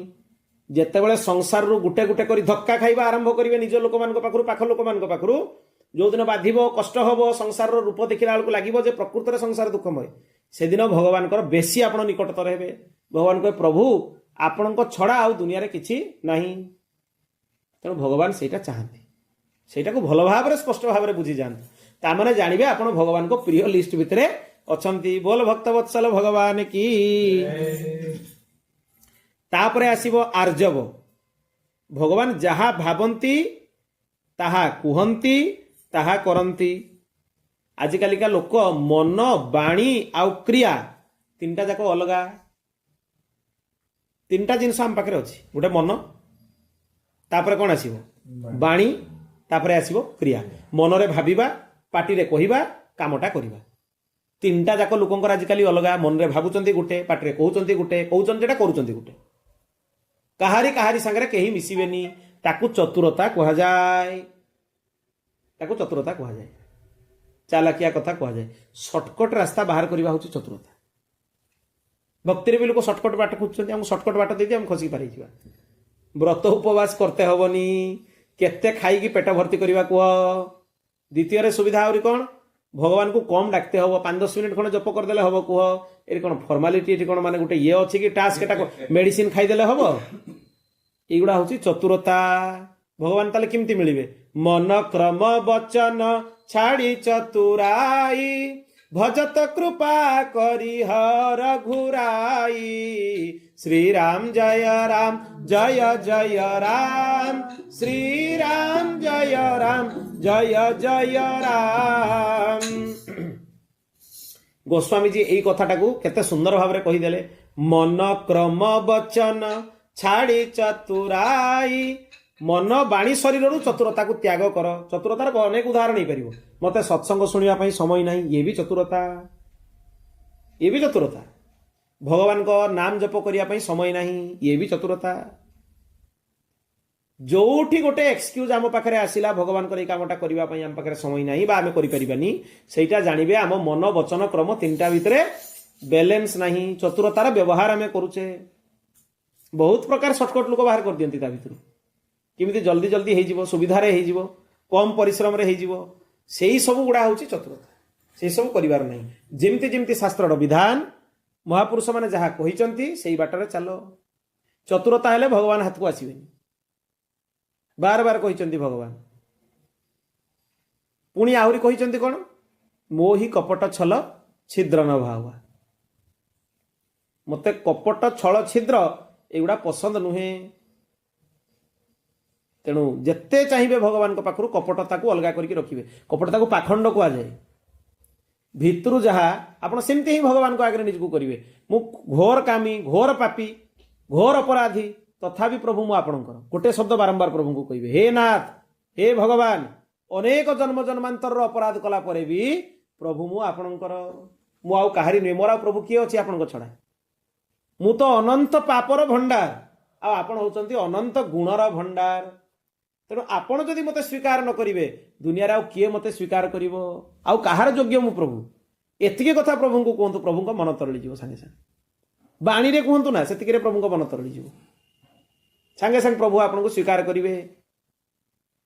ତେଣୁ ମନରୁ ଯେମିତି, ବଚନରୁ ସେମିତି, କର୍ମରୁ ସେମିତି, ତିନିଟା ଭିତରେ ଏକତ୍ୱ ରଖନ୍ତୁ। ମନରୁ ଗୋଟେ ଭାବୁଥିବେ, ବିଷୟ ଚିନ୍ତନ ହେଉଥିବ, ଇଆଡ଼େ ଭଗବାନ ମନ୍ତ୍ର ଜପ ହେଉଥିବ, ହେଇପାରିବନି। ମନ, ବଚନ, ମନରେ ଭାବିଲେ ଭଗବାନଙ୍କର ଚିନ୍ତନ, ବାଣୀରେ ଭଗବାନଙ୍କର ଜପ, ଆଉ ତାପରେ ଶରୀରରୁ କ୍ରିୟାରେ ଭଗବାନଙ୍କର ନାମ ଚିନ୍ତନ। ସବୁଥିରେ ତିନିଟା ଯାକକୁ ସମାନ କରିବା ପାଇଁ ପଡ଼ିବ। ଆଉ ଭଗବାନଙ୍କ ପାଖରେ ୟାର ସମାନତା ଅଛି ଆମର କର୍ମ ବେଳକୁ ଜିରୋ ହେଇଯାଉଛି ନା। ସେଇ ସମୟରେ ବି ଭାବି ଯାଉଛ ବହୁତ ତାପରେ ଠିକ ହେଇଗଲା ପାଟି ବେଳକୁ ଆଉ ଟିକେ କମିଗଲା, କମିଗଲା। କର୍ମ ବେଳକୁ ଆଉ ଟିକେ। ହଁ ଠିକ କଥା, ବଢିଆ କଥା କହିଲେ। ଆମେ ଯେତେବେଳେ ମନରେ ଭାବି ଦଉଛେ ଟିକେ ବେଶୀ ଭାବୁଛେ ଏଇଟା କରିବା, ମୁଁ ଏତିକି କରିଦେବି ତାପରେ ପାଟିକୁ ଆସିଲା ବେଳକୁ ନା ଆଉ ଟିକେ କମିଯିବ, ଏତେ କରିହବନି, ଏତେ କଷ୍ଟ କିଏ କରିବ। ତାପରେ ଯେତେବେଳେ କ୍ରିୟାକୁ ଆସିବ ସିଏ ଏକଦମ ଆହୁରି କମିକି ନୀଲ ହେଇଯିବ, କମିଗଲା। ଦେଲେ କ୍ରିୟା ପୁରା ଶୂନ ହେଇଯାଉଛି। ଏଇ କାମଟା ମୁଁ ସାରିଦିଏ ଆଗେ ଖାଇଦିଏ ତାପରେ ମୁଁ କରିବି। ତେଣୁ ସେଇ ଯୋଉ ଭାବନା ଆମ ଭିତରେ ରହୁଛି ସେଗୁଡା ଚାଲିବନି। ଭକ୍ତିରେ ଠକାଠକି ଚାଲିବନି। ଭକ୍ତିରେ ପୁରା ଯେମିତିକା ଆମକୁ ସେମିତି ହିଁ ଭଗବାନଙ୍କ ଆଗରେ ନିଜକୁ ପ୍ରସ୍ତୁତ କରିବାର ଅଛି, ନହେଲେ ପାଖଣ୍ଡ ହବ ସେଟା। ଆଉ ପାଖଣ୍ଡୀକୁ ଭଗବାନ ବହୁତ ବିରକ୍ତ ହୁଅନ୍ତି। ପାଖଣ୍ଡ କରିବା ଭାବିକି ଯାଉଛି ଆଜି 3 ଘଣ୍ଟା ଇଏ କରିବି ହେଲା, ପଢିଲା ବେଳକୁ ଟିକେ କମେଇଦେଲି, ତାପରେ ଲାଷ୍ଟ ବେଳକୁ ଆଉ ଟିକେ କମେଇଦେଲି, ଆହୁରି କମି ଯାଉଛି। ଭାବିଲା ଭାବି ଦଉଛି। ତାପର ଗୁଣ ଭଗବାନଙ୍କର ହେଲା ସୌହାର୍ଦ୍ଦ୍ୟ। ଭଗବାନ ହୃଦୟରୁ ସମସ୍ତଙ୍କର ଭଲ ଚାହାନ୍ତି, କାହାରି ଖରାପ ଚାହାନ୍ତିନି। ଯଦି ଚାହିଁବେ ତାହେଲେ ଦୁନିଆରେ ହାହାକାର ହେଇଯିବ, ସିଏ କେବେ ହୁଏନି। ସାମ୍ୟ ତାପର ଗୁଣ ଭଗବାନଙ୍କର। ସବୁ ପ୍ରାଣୀଙ୍କୁ ସେ ସମାନ ଆଶ୍ରୟ ପ୍ରଦାନ କରନ୍ତି, ଆଉ ସବୁ ଆଶ୍ରିତଙ୍କ ସହିତ ସମାନ ପ୍ରେମମୟ ବ୍ୟବହାର କରନ୍ତି। ଯିଏ ତାଙ୍କୁ ସଖା ଭାବେ ତା ସହିତ ସଖା ଭଳି ବ୍ୟବହାର କରନ୍ତି, ଯିଏ ତାଙ୍କୁ ପୁତ୍ର ଭାବେ ତାକୁ ପୁତ୍ର ଭଳି ବ୍ୟବହାର କରନ୍ତି। ଆଉ କେତେ ଯାଇ କୁହାଯିବ ଯିଏ ତାଙ୍କୁ ଶିଷ୍ୟ ଭାବେ ତା ସହିତ ଶିଷ୍ୟ ଭଳି ବ୍ୟବହାର କରନ୍ତି। କନକ ବିହାରୀ ଭଗବାନଙ୍କୁ ଆପଣ ଅଯୋଧ୍ୟାରେ ବହୁତ ଥର ଦର୍ଶନ କରିଥିବେ ମୋବାଇଲରେ। ବହୁତ ସୁନ୍ଦର ଭଗବାନ, କନକ ବିହାରୀ ଯାହାଙ୍କୁ କୁହାଯାଏ, କନକ ଭବନରେ ଯୋଉ ଠାକୁର, ଭାରି ସୁନ୍ଦର ସେ ଠାକୁର, ପୁରା ଜୀବନ୍ତ। ଦ୍ୱାରିକାଧୀଶ ଭଗବାନ ଶ୍ରୀକୃଷ୍ଣ ତାଙ୍କୁ ପ୍ରତିଷ୍ଠା କରିଥିଲେ, ତାଙ୍କ ହାତର ବିଗ୍ରହ। ମାନେ ଭଗବାନ ଶ୍ରୀକୃଷ୍ଣ ଦ୍ୱାପର ଯୁଗରେ ରାମଙ୍କର ସେ ମନ୍ଦିରକୁ ପ୍ରତିଷ୍ଠା କରିଥିଲେ। ତେଣୁ ସେ ସାଧାରଣ ବିଗ୍ରହ ନୁହେଁ। ଅନେକ ସମୟରେ ସେ ହସି ଦିଅନ୍ତି, ତାଙ୍କ ପାଟିର ଦାନ୍ତ ବି ଦେଖାଯାଏ। ଥରେ ଜଣେ ଯାଇକି ତାଙ୍କର ଫଟୋ ଉଠାଉଥିଲା, ତାଙ୍କୁ କହିଦେଲା ସ୍ମାଇଲ୍ ପ୍ଲିଜ୍, ଠାକୁରଙ୍କୁ କହିଦେଲା। ଯେମିତି କହିଦେଲା ତାଙ୍କ ପାଟିରେ ସେ ଫଟୋରେ ବି ଦାନ୍ତ ଆସିଯାଇଛି। 2 ଜଣ ଠାକୁରଙ୍କ ଦାନ୍ତ ଦେଖାଯାଇ ହସି ଦିଅନ୍ତି ବେଳେ ବେଳେ ସେମାନେ। ଗୋଟେ ବୃନ୍ଦାବନର ରାଧାରମଣଜୀ, କୁନି ଠାକୁର, ବହୁତ ଛୋଟ। ଅନେକ ସମୟରେ ତାଙ୍କର ମାନେ ପାଟି ଭିତରୁ ଦନ୍ତ ପଙ୍କ୍ତି ଦେଖାଯାଏ, କୁନି କୁନି କୁନି କୁନି ଦାନ୍ତ, ସୁନ୍ଦର କି ଦେଖାଯିବ। ବେଳେ ସବୁବେଳେ ପାଟି ବନ୍ଦ ଥାଏ, ସବୁବେଳେ ଦେଖାଯାଏନି। ଅନେକ ସମୟରେ ସେ ଏମିତି ହସି ଦିଅନ୍ତି, ତାଙ୍କ ପାଟିର ଦାନ୍ତ ଦେଖାଯାଏ। ଆଉ କନକ ବିହାରୀ ଭଗବାନ, କନକ ବିହାରୀ ଭଗବାନ ଏତେ କୋମଳ, ରାତ୍ରି ଆରତି ବେଳକୁ ତାଙ୍କୁ ନିଦ ଆସିଯାଏ। ମାନେ ସେ ଦୃଶ୍ୟ ଯିଏ ଦେଖି ପୁରା ନିଦ ଆସିଯାଏ ତାଙ୍କୁ। ରାଧାରମଣ ଭଗବାନ, ଯାହାଙ୍କୁ ଗୋପାଳ ଭଟ୍ଟ ଗୋସ୍ୱାମୀଙ୍କର ଠାକୁର, ତାଙ୍କ ଶାଳଗ୍ରାମ। ରାଧାରମଣ ଭଗବାନଙ୍କର ମୂର୍ତ୍ତି ତିଆରି ମୂର୍ତ୍ତି ନୁହେଁ, ଗୋପାଳ ଭଟ୍ଟ ଗୋସ୍ୱାମୀଙ୍କର ଗୋଟେ ଶାଳଗ୍ରାମ ଥିଲେ। ଆଗରୁ ସମସ୍ତେ ରାଜାରାଣୀ ମାନେ ଆସିକି ବୃନ୍ଦାବନରେ ଠାକୁରମାନଙ୍କୁ ସବୁ ଲୁଗାପଟା ଦେଲେ, ସୁନ୍ଦର ବସ୍ତ୍ର। ଗୋପାଳ ଭଟ୍ଟ ରାତିରେ ଚିନ୍ତା କଲେ, ମୋର ବି ଯଦି ଠାକୁର ବିଗ୍ରହଟେ ଥାନ୍ତେ, ଶାଳଗ୍ରାମକୁ କ'ଣ ଲୁଗା ପିନ୍ଧେଇବେ? ସେ ତ ଶରୀର ସବୁବେଳେ ଦିଗମ୍ବର। ଶାଳଗ୍ରାମଙ୍କର ସ୍ୱରୂପ କ'ଣ? ସେ ସବୁବେଳେ ଦିଗମ୍ବର ହେଇକି ବସିଛନ୍ତି, ସେ ତ ବସ୍ତ୍ର ପିନ୍ଧନ୍ତିନି। ତେଣୁ କ'ଣ ବସ୍ତ୍ର ତାଙ୍କୁ ପିନ୍ଧା ହବ? ଯଦି ମୋ ପାଖରେ ବି ବିଗ୍ରହ ସ୍ୱରୂପରେ ଭଗବାନ ଥାନ୍ତେ, ସୁନ୍ଦର ସୁନ୍ଦର ବସ୍ତ୍ର ତାଙ୍କୁ ମିଳିଥାନ୍ତା, ମୁଁ ଶୃଙ୍ଗାର କରିଥାନ୍ତି। ଏକଥା ଭାବିକି ମନ ଦୁଃଖରେ ତାଙ୍କ ଠାକୁରଙ୍କ ଟୋକରୀରେ ତାଙ୍କୁ ରଖିକି ଶୋଇପଡ଼ିଲେ। ସକାଳୁ ଉଠିକି ସେ ଟୋକରୀଟା ଖୋଲିଲା ବେଳକୁ ସେ ଶାଳଗ୍ରାମ ଭଗବାନ ରାଧାରମଣ ହେଇଯାଇଛନ୍ତି। ବହୁତ ସୁନ୍ଦର, ସିଏ ବହୁତ ସୁନ୍ଦର, କୁନି, ଏତେ କୁନି ଠାକୁର, ଭାରି ସୁନ୍ଦର। ସେ ଶାଳଗ୍ରାମ ଶିଳା ହିଁ ରାଧାରମଣ ହେଇଗଲେ। ତାଙ୍କୁ ଭୋକ ଲାଗିଲେ ସେ ବ୍ୟସ୍ତ ହେଇଯାନ୍ତି ଖାଇବା ପାଇଁ। ସେ ପୁରା କଥା କୁହା ଠାକୁର। ତାଙ୍କ ମନ ହେଲେ ଯେତେବେଳେ ସୁନ୍ଦର ଶୃଙ୍ଗାର ହେଇଥିବ ହସିଦେବେ, ତାଙ୍କ ଦାନ୍ତ ଗୁଡାକ ପାଟିରେ ପୁରା ସ୍ପଷ୍ଟ ଦେଖାଯାଏ। ଦାନ୍ତ ମୋ ପାଖରେ ବି ରହିଛି ତାଙ୍କର ଚିତ୍ର, ଦନ୍ତ ପଙ୍କ୍ତି। ଏମିତି ସବୁବେଳେ ଦେଖିବେ, ପାଟି ଖୋଲା ମାନେ ବନ୍ଦ ଥିବ, ବେଳେ ବେଳେ ହସିଦେବେ, ପୁରା ଦନ୍ତ ପଙ୍କ୍ତି ଦେଖାଯିବ। ଭାରି କୋମଳ ଠାକୁର ସେ, ତାଙ୍କର ଭାରି କୋମଳ ଭାବରେ ବି ସେବା ହୁଏ। ଗୋସ୍ୱାମୀ ମାନେ ବହୁତ ଧନ୍ୟ ଯେ ତାଙ୍କର ସେବା ଯୋଉମାନେ କରୁଛନ୍ତି। ଆଉ ଏକଥା ବି କୁହାଯାଏ, ସନ୍ଥମାନେ କୁହନ୍ତି, ବୃନ୍ଦାବନର ରାଧାରମଣଙ୍କୁ ଦେଖି ସାରିଲା ପରେ ଯିଏ ମନ ଭିତରେ ଭାବେ ଯେ ଶ୍ରୀକୃଷ୍ଣଙ୍କୁ ମୁଁ ସାକ୍ଷାତ ଦେଖିନି, ତାକୁ ଅପରାଧ ଲାଗେ। ଜଣେ ରାଧାରମଣଙ୍କୁ ଆଖିରେ ଚର୍ମଚକ୍ଷୁରେ ଦେଖିଲା ପରେ ଯିଏ ମନେ ମନେ ଭାବିବ ଯେ ଶ୍ରୀକୃଷ୍ଣଙ୍କୁ ମୁଁ ଚର୍ମଚକ୍ଷୁରେ ଦେଖିନି, ସେ ଜୀବକୁ ଅପରାଧ ଲାଗେ। ମାନେ ଶ୍ରୀକୃଷ୍ଣଙ୍କୁ ସାକ୍ଷାତ ଦର୍ଶନ କରିବା ଯାହା, ରାଧାରମଣଙ୍କୁ ଦେଖିବା ସେଇଆ। ଯେମିତି ଅଛି ଶାସ୍ତ୍ରରେ, ବେଙ୍କଟାଦ୍ରିରେ ଭଗବାନ ତିରୁପତି ବାଲାଜୀଙ୍କୁ ସାକ୍ଷାତ ଦର୍ଶନ କରିବା ଅଯୋଧ୍ୟାରେ ସିଂହାସନରେ ରଘୁନନ୍ଦନଙ୍କୁ ଦର୍ଶନ କରିବା ସହିତ ସମାନ। ସାକ୍ଷାତ ଦର୍ଶନ, ତେତୟାର ଯୋଉ ଭଗବାନଙ୍କୁ ଦର୍ଶନ କରିବା ଆଉ ତିରୁପତି ବାଲାଜୀ ବେଙ୍କଟାଦ୍ରିରେ ଦର୍ଶନ କରିବା, ଦୁଇଟା ପୁରା ସମାନ। ସାକ୍ଷାତ ଭଗବାନଙ୍କୁ ଆପଣ ଅଯୋଧ୍ୟା ସିଂହାସନରେ ଦେଖିବାର ଯେତିକି ମାନେ ଇଏ, ତିରୁପତି ବାଲାଜୀଙ୍କୁ ଦେଖିଲେ ସେତିକି ସମାନ। ତେଣୁ ଭଗବାନ ଆହୁରି ତାଙ୍କ ଭିତରେ ଗୁଣ ଅଛି କାରୁଣ୍ୟ, ନିଃସ୍ୱାର୍ଥ ଭାବରେ ଅନ୍ୟର ଦୁଃଖକୁ ଦୂର କରନ୍ତି। କାରଣ ନଥାଇକି ବି ଦୁଃଖ ଦୂର କରନ୍ତି। ସବୁଠୁ ବଡ଼ ଦୁଃଖ କ'ଣ? ସଂସାର ଭିତରେ ଜନ୍ମ ହେବା ଆଉ ମରିବା। ତାଠୁ ବଡ଼ ଦୁଃଖ ଆଉ ଦୁନିଆରେ କିଛି ନାହିଁ। ଏଇଗୁଡ଼ା ଦୁଃଖ, ଏଇଗୁଡ଼ା ସୁଖର ଅଭାବ ଆମେ ନିଜେ ତିଆରି କରିଛେ ନିଜ ମନେ ମନେ। ମୁଁ ଭାବିଥିଲି ମୋର ଏଇଟା ହେଇଥାନ୍ତା, ହେଲାନି। ଭାବିତେ ତୁମକୁ କିଏ କହିଥିଲା? ତୁମେ ଭାବିଲ ଯୋଉଟା ହେଲାନି, ତୁମେ ତାକୁ ଦୁଃଖର ପରିଭାଷା ଦେଇଦେଲ। କିନ୍ତୁ ସେ କୋଉଠୁ ଦୁଃଖ ହେଲା? ଭଗବାନ ଦୁଃଖ ଦେଇଛନ୍ତି। ଆମେ ଭାବିଥିଲେ ଆମର ଏରିକ ହେଇଥିଲେ ଭଲ ହେଇଥାନ୍ତା, ହେଲାନି ସେରକ। ବାସ୍, ପ୍ରାରବ୍ଧ ନାହିଁ, ପ୍ରାରବ୍ଧ ଖରାପ ଅଛି। ମନ୍ଦ ପ୍ରାରବ୍ଧ ଥାଇକି ବି ଆମେ ମନେ ମନେ ଭାବୁଛେ ଯେ ଆମର ଏଡେ ବଡ଼ ଘର ହୁଅନ୍ତା, ଏଡେ ବଡ଼ ରାଜ ସିଂହାସନ ରକମ ହୁଅନ୍ତା, ମୁଁ ଯାଇକି ବସନ୍ତି, ଆନନ୍ଦରେ ବସି ଖାଆନ୍ତି, ଏଗୁଡ଼ା ଭାବୁଛ। ତାର ଅଭାବଟାକୁ ତୁମେ ମନେ ମନେ ଭାବିଲ ଦୁଃଖ। ମୋର ନିରୋଗୀ ଶରୀର ହେଇଥାନ୍ତା, ଏଟା ମୋର ଇଚ୍ଛା। ଯେତେବେଳେ ନିରୋଗୀ ନହେଲା ମୁଁ ତାକୁ ଭାବି ନେଲି ଦୁଃଖ। କି ଦୁଃଖ ସିଏ? ସୁଖର ଅଭାବଟାକୁ ଆମେ ଭାବି ନେଇଛେ ଦୁଃଖ। ସେ ସୁଖଟା ବି ଆମର ପରିଭାଷା, ଭଗବାନ କିଛି ଦେଇନାହାନ୍ତି। ଆମ ପ୍ରାରବ୍ଧ ଅନୁସାରେ ଯାହା ମିଳିବା କଥା ମିଳିବ। ଆଉ ଗୋଟେ କଥା, ଭାବୁଛେ 15 ଡିସମିଲ୍ ଯେତେବେଳେ ଭଗବାନ ଆମକୁ ଆମର ଜନ୍ମ ହଉଛି, ମୃତ୍ୟୁ ପର୍ଯ୍ୟନ୍ତ ଆମର ପ୍ରାରବ୍ଧଟା ସ୍ଥିର ହେଇସାରିଥାଏ। ପ୍ରାରବ୍ଧ ପରିବର୍ତ୍ତନଶୀଳ ନୁହେଁ, ତାକୁ ଭୋଗିବା ପାଇଁ ପଡ଼ିବ। ଆମେ ଭାବୁଛେ ଯେ ଏଗୁଡ଼ା ବୋଧେ ପରିବର୍ତ୍ତନ, ଆମେ ଏମିତି କାମ କଲେ ଏମିତି ଫଳ ହବ। ଏଗୁଡ଼ା ଏକଦମ ଭୁଲ ଧାରଣା। ଆମେ କର୍ମର ତତ୍ତ୍ୱ ହିଁ ଜାଣିନେ। କର୍ମ 3 ପ୍ରକାର: ସଞ୍ଚିତ, କ୍ରିୟମାଣ ଆଉ ପ୍ରାରବ୍ଧ। ବର୍ତ୍ତମାନରେ ଯୋଉ କାମଟା ଆମେ କରୁଛେ ସେଇଟା ହେଲା କ୍ରିୟମାଣ। ସିଏ ଯାଇକି ରହିବ ସଞ୍ଚିତ ହେଇକି। ସଞ୍ଚିତ ମାନେ ଡିପୋଜିଟ୍ ହେଇକି ରହିବ। ଯେତେବେଳେ ଫିକ୍ସ ଡିପୋଜିଟ୍ ଯେମିତି ମ୍ୟାଚିଓର୍ଡ ହେଲେ ବାହାରେ, ସେ ଡିପୋଜିଟ୍ ଗୁଡ଼ା ଯେତେବେଳେ ମ୍ୟାଚିଓର୍ଡ ହେଇକି ବାହାରିବ, ତା ନାଁ ହେଇଯିବ ପ୍ରାରବ୍ଧ। ପ୍ରାରବ୍ଧ ଜନ୍ମ ବେଳକୁ ଆମକୁ ଧରେଇ ଦିଆଗଲା, ତୁ ଏତିକି ବର୍ଷ ବଞ୍ଚିବୁ, ଏତେଟା କାମ କରିବୁ, ଏତେଟା ଦଣ୍ଡ ଭୋଗିବୁ, ଏଇ ପାପ ତୋର ପୂର୍ବର ଥିଲା, ତେଣୁ ଏଇ ରୋଗ ତତେ ହବ, ଏଇ କଷ୍ଟ ତୋର ହବ, ଏକାଥରେ କରିକି ଆମକୁ ପଠେଇ ଦିଆଗଲା। ସେଟା ପରିବର୍ତ୍ତନଶୀଳ ନୁହେଁ। ନା ନା, ଯେତେବେଳେ ଶରଣାଗତି ହବ, ସଞ୍ଚିତ ଭସ୍ମ ହେଇଯାଏ। ଜନ୍ମ ଜନ୍ମାନ୍ତରର ସଞ୍ଚିତ ଭସ୍ମ ହେଇଯାଏ। ସଞ୍ଚିତ କଣ ଆମର ଗୋଟେ ଜନ୍ମର ଅଛି କି? ଜନ୍ମ ଜନ୍ମାନ୍ତରର ସଞ୍ଚିତ। ଯେଉଁଦିନ ଗୁରୁ ଭଗବାନ ଦୀକ୍ଷା ଦେବେ, ସଦ୍ଗୁରୁଦେବ ଭଗବାନ ଯେଉଁଦିନ ମନ୍ତ୍ର ଦେବେ, ସେଦିନ ସଞ୍ଚିତ ନଷ୍ଟ ହେଇଗଲା। ଆଉ କ୍ରିୟମାଣ ବି ପବିତ୍ର ହେଇଗଲା। କ୍ରିୟମାଣ ପବିତ୍ର ହେଇଗଲା ମାନେ ଆପଣ ବର୍ତ୍ତମାନରେ ଭଗବାନଙ୍କର ଉପାସନା କରିବେ, ତାହେଲେ ଆଉ ଖରାପ କର୍ମ ହବନି। କ୍ରିୟମାଣ ପବିତ୍ର ହେଇଗଲା। ପ୍ରାରବ୍ଧଟା ଭୋଗି ନେବାକୁ ପଡ଼ିବ, ତାର ଆଉ ବାଟ କିଛି ନାହିଁ। ପ୍ରାରବ୍ଧ ଯେମିତି ଅଛି ସେମିତି ଭୋଗିବେ। ଦିଟାକୁ ଭସ୍ମ କରିଦେଲେ ସିଏ। ପ୍ରାରବ୍ଧ ବି ଚେଞ୍ଜ ହୁଏ। ଅତି ଆର୍ତ ଭକ୍ତର ପ୍ରାରବ୍ଧକୁ ଭଗବାନ ପରିବର୍ତ୍ତନ କରନ୍ତି। ଅତି ଆର୍ତ ସେ କେମିତି ପରିବର୍ତ୍ତନ କରନ୍ତି ସେ ନିଜେ ନେଇ ନିଅନ୍ତି ତାକୁ। ଅନେକ ସମୟରେ ମାଧବ ଦାସ ଜୀ ଯେଉଁ ଥିଲେ ପୁରୀରେ, ତାଙ୍କୁ ବହୁତ ଜୋର ଭୟଙ୍କର ମାନେ ଜ୍ୱର ହେଲା, ଝାଡ଼ା ବାନ୍ତି ବି ହେଲା, ଭୟଙ୍କର। ଭଗବାନ ନିଜେ ଯାଇକି ତାଙ୍କର ଲୁଗାପଟା ସବୁ ଧୋଇ ଦେଉଥିଲେ, ମଳଯୁକ୍ତ ଲୁଗା ତାଙ୍କର ସଫା କରିଦେଉଥିଲେ। ସେ ଭଗବାନଙ୍କୁ ପ୍ରାର୍ଥନା କଲେ, ପ୍ରଭୁ ତୁମେ ସାକ୍ଷାତ ଭଗବାନ, ତୁମେ ମୋର ସେବା କରୁଛ, ମୋତେ ଭଲ ଲାଗୁନି, ଭଲ କରିଦେଉନ ମୋର ରୋଗ। ଭଗବାନ ସେଠୁ ମାଧବ ଦାସକୁ କହିଲେ, ଦେଖ ତୋର ଏଟା ଭୋଗି ନେବାଟା ହିଁ ଭଲ, ପଛେ ମୁଁ ତୋର ସେବା କରିବି, କିନ୍ତୁ ରୋଗଟା ଭଲ କରିବିନି। ଆଉ ଯଦି ଆକୁ ନ ଭୋଗିବୁ, ଆକୁ ଭୋଗିବା ପାଇଁ ତୋତେ ଆଉ ଥରେ ଆସିକି ଜନ୍ମ ନେଇତେ ପଡ଼ିବ। ଏଗୁଡ଼ା ଆମେ ବୁଝୁନି ବୋଲି ଯେଉଁ ଲୋକ ପ୍ରକୃତରେ କର୍ମର ତତ୍ତ୍ୱ ବୁଝିଯିବ, ସେ କେବେ ଜୀବନରେ ପ୍ରତିକାର କରିବା ପାଇଁ ଚେଷ୍ଟା କରିବନି। କାହିଁକି? ପ୍ରତିକାର କଲେ ସେ କାମଟା ଘୁଞ୍ଚିଗଲା, ପୁଣି ଆର ଜନ୍ମରେ ସେଟା ଭୋଗିବେ। ଆପଣ କେତେ ଥର ପ୍ରତିକାର କରିବେ? କେତେ ଜନ୍ମ ଯାଇ ତାକୁ ଘୁଞ୍ଚେଇକି ଚାଲିବେ? ନଷ୍ଟ କରିପାରିବେନି। ଆପଣ ପ୍ରତିକାର କରି ସେଟା ଖାଲି ଫଳଟା ଘୁଞ୍ଚେଇ ଦେଲେ, ପୁଣି ଭୋଗିବେ। ତେଣୁ କର୍ମର ପ୍ରତିକାର କରିବାର ଆବଶ୍ୟକତା ହିଁ ନାହିଁ। ଯିଏ ତତ୍ତ୍ୱକୁ ବୁଝିଯିବ ସେ କିଛି କରିବନି। ଭଗବାନ ନିଜେ ମାଧବ ଦାସଙ୍କୁ କହିଲେ, ତୋର ଭୋଗି ନେବାଟା ହିଁ ଉଚିତ, ପଛେ ମୁଁ ତୋର ସେବା କରିବି। କାହିଁକି ନା ଏଇ 15 ଦିନର କଷ୍ଟ ଲାଗି ତୋତେ ଆଉ ଥରେ ଆର ଜନ୍ମକୁ ଜନ୍ମ ହେଇତେ ହେବ। ମାଧବ ଦାସ ମାନିଲେନି, ଅତି ଜିଦ୍ କଲେ। ଆଉ ସିଏ ଭଗବାନଙ୍କର ଆର୍ତ ଭକ୍ତ, ଭଗବାନ ଆଉ ସହିପାରିଲେନି। କହିଲେ ଠିକ୍ ଅଛି, ତତେ ଆଉ କଷ୍ଟ ଆର ଜନ୍ମରେ ସହିତେ ହେବନି, ମୁଁ ସେ କଷ୍ଟଟା ମୋ ଉପରେ ନେଇ ନେଉଛି। ସେଇଠୁ ଭଗବାନଙ୍କର ଅନବସର ଆରମ୍ଭ ହେଲା।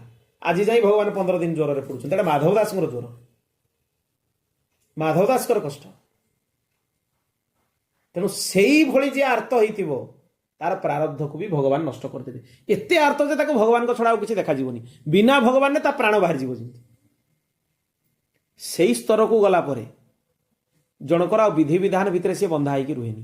କିନ୍ତୁ ଲୋକ ଏତେ ଚାଲାକ, ଏତେ ଚତୁର। ମୁଁ ଏଇ ଟିକେ ଆଗରୁ କହୁଥିଲି ନା, ସେ କର୍ମାବାଇଙ୍କର ଉଦାହରଣ ଦେବେ। ଭଗବାନଙ୍କୁ କର୍ମାବାଇ ଏମିତି ଦାନ୍ତ କାଟି ବସୁଥିଲେ, ସେଇଥିରେ ଖେଚଡ଼ି ଘାଣ୍ଟି ଦେଲେ, ଭଗବାନ ଖାଇଦେଲେ। କର୍ମାବାଇଙ୍କର ଯେଉଁ ଆର୍ତ ଭକ୍ତିର ଯେଉଁ ସ୍ତର, ଆଉ ତୁମର ଯେଉଁ ନିମ୍ନମାନର ସ୍ତର, ତୁମେ କାହିଁକି ଦି ଜଣଙ୍କୁ ସମାନତା କରିକି ନିଜ ଗୋଟେ ଅପରାଧ କରୁଛ, ଭକ୍ତ ଅପରାଧ।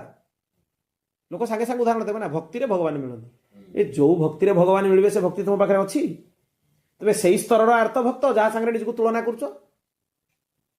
ଆଗେ ନିଜେ ସେ ସ୍ତରର ହୁଅ ଆଉ ଯିଏ ସେ ସ୍ତରକୁ ଯିବ ନା ସେ କାହା ସାଙ୍ଗରେ ନିଜକୁ ତୁଳନା କରିବନି ଏଇ ବାଜେ କଥା ଗୁଡାକ ସେ କହିବନି ବିଲକୁଲ ସେ କହିବନି ଏଗୁଡା ଭଗବାନ ଭକ୍ତିରେ ମିଳନ୍ତି ଭକ୍ତିରେ ସବୁ ହେଇଯାଏ ସେଇ ସ୍ତରକୁ ଆଗେ ପହଞ୍ଚିବା ପାଇଁ ବହୁତ ଶରଣାଗତି ଦରକାର ଆଉ ସେଇ ସ୍ତରରେ ଯିଏ ଥିବ ତାକୁ ତାର ଗୋଟିଏ ଲକ୍ଷ୍ୟ ଭଗବାନ ତାକୁ ସଂସାର ଦେଖାଯିବନି ଆଉ ତାର ଗୋଟିଏ ସବୁବେଳେ ବିରହ ଭଗବାନ ନ ମିଳିଲେ ମୋ ପ୍ରାଣ ବାହାରିଯିବ ନିଜକୁ ପରୀକ୍ଷା କର ସେ ସ୍ତରରେ ଅଛ କି ପ୍ରାଣ ବାହାରିଯିବ ଭଗବାନ ନ ମିଳିଲେ ଯଦି ନାହ ତାହେଲେ ସେଇ ଭକ୍ତମାନଙ୍କ ତୁଳନାରେ ନିଜକୁ ତାଙ୍କ ସାଙ୍ଗରେ ତୁଳନା କର ନାହିଁ ତୁମେ ବଦ୍ଧ ଜୀବ ଆଉ ସେମାନେ ହେଉଛନ୍ତି ନିତ୍ୟ ମୁକ୍ତ ଜୀବ ନିତ୍ୟ ମୁକ୍ତ ଜୀବକୁ ବଦ୍ଧ ଜୀବ ସାଙ୍ଗରେ କେବେ ବି ତୁଳନା କରାଯିବନି ଆଉ କରିବାଟା ବି ଭକ୍ତ ଅପରାଧ ଆମେ ଯଦି ବର୍ତ୍ତମାନ କର୍ମାବାଇଙ୍କ ସାଙ୍ଗରେ ନିଜକୁ ତୁଳନା କରିବା ତାହେଲେ ଭକ୍ତ ଅପରାଧ ସେଟା ସେ ଶିରମୋର କୋଉ ଉପରେ ତାଙ୍କର ସ୍ଥାନ ଭଗବାନ ଆସୁଥିଲେ ତାଙ୍କ ପାଖକୁ ଖାଇବା ପାଇଁ ସେଇ ସ୍ତରକୁ ପହଞ୍ଚିଲେ ଆଉ ନିୟମ ନୀତିର ବନ୍ଧନ ରୁହେ ନାହିଁ ଭଗବାନ କହିଛନ୍ତି ଯେ ନିୟମ ନୀତି ନ ମାନିଲେ ତ ଅପରାଧ ଲାଗିବ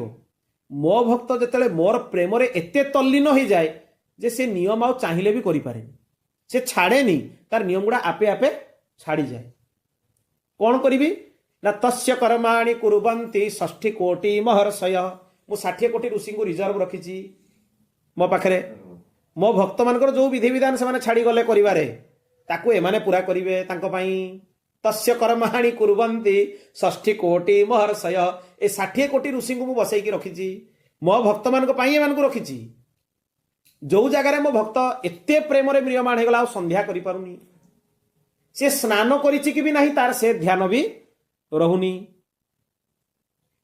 ଉତ୍ତମ ବସ୍ତ୍ର ପିନ୍ଧିକି ମୋର ପୂଜା କରୁଛି କି ନାହିଁ ସେ ଧ୍ୟାନ ବି ତାର ରହୁନି ଏତେ ପ୍ରେମର ସ୍ତରକୁ ସେ ପହଞ୍ଚି ଯାଇଛି ସେଇ ସ୍ତରରେ ଯଦି ତାର କ୍ରିୟାର ପରିତ୍ୟାଗ ହେଇଯାଏ ସେ ଜାଣିକି ଛାଡ଼େନି ଆପେ ଛାଡ଼ିଯାଏ ତାହେଲେ ତାର ସବୁ ବିଧିବିଧାନକୁ ପୁରା କରିବା ପାଇଁ ମୁଁ ଋଷିମାନଙ୍କୁ ରଖିଛି ତାର ବିଧାନ ଅଛି ଭାବିବେ ଯେ ବିନା ନିୟମରେ ଆମେ ପାରେଇ ଯିବା ବିନା ଶାସ୍ତ୍ରର ବିଧାନରେ ଆମେ ପାରେଇ ଯିବା ଏକଥା ଅସମ୍ଭବ ଏକଥା ଭଲକି ବୁଝିବା ଉଚିତ ଭଗବାନଙ୍କର ଆଉ ଗୋଟେ ଗୁଣ ହେଲା ମାଧୁର୍ଯ୍ୟ ଭଗବାନ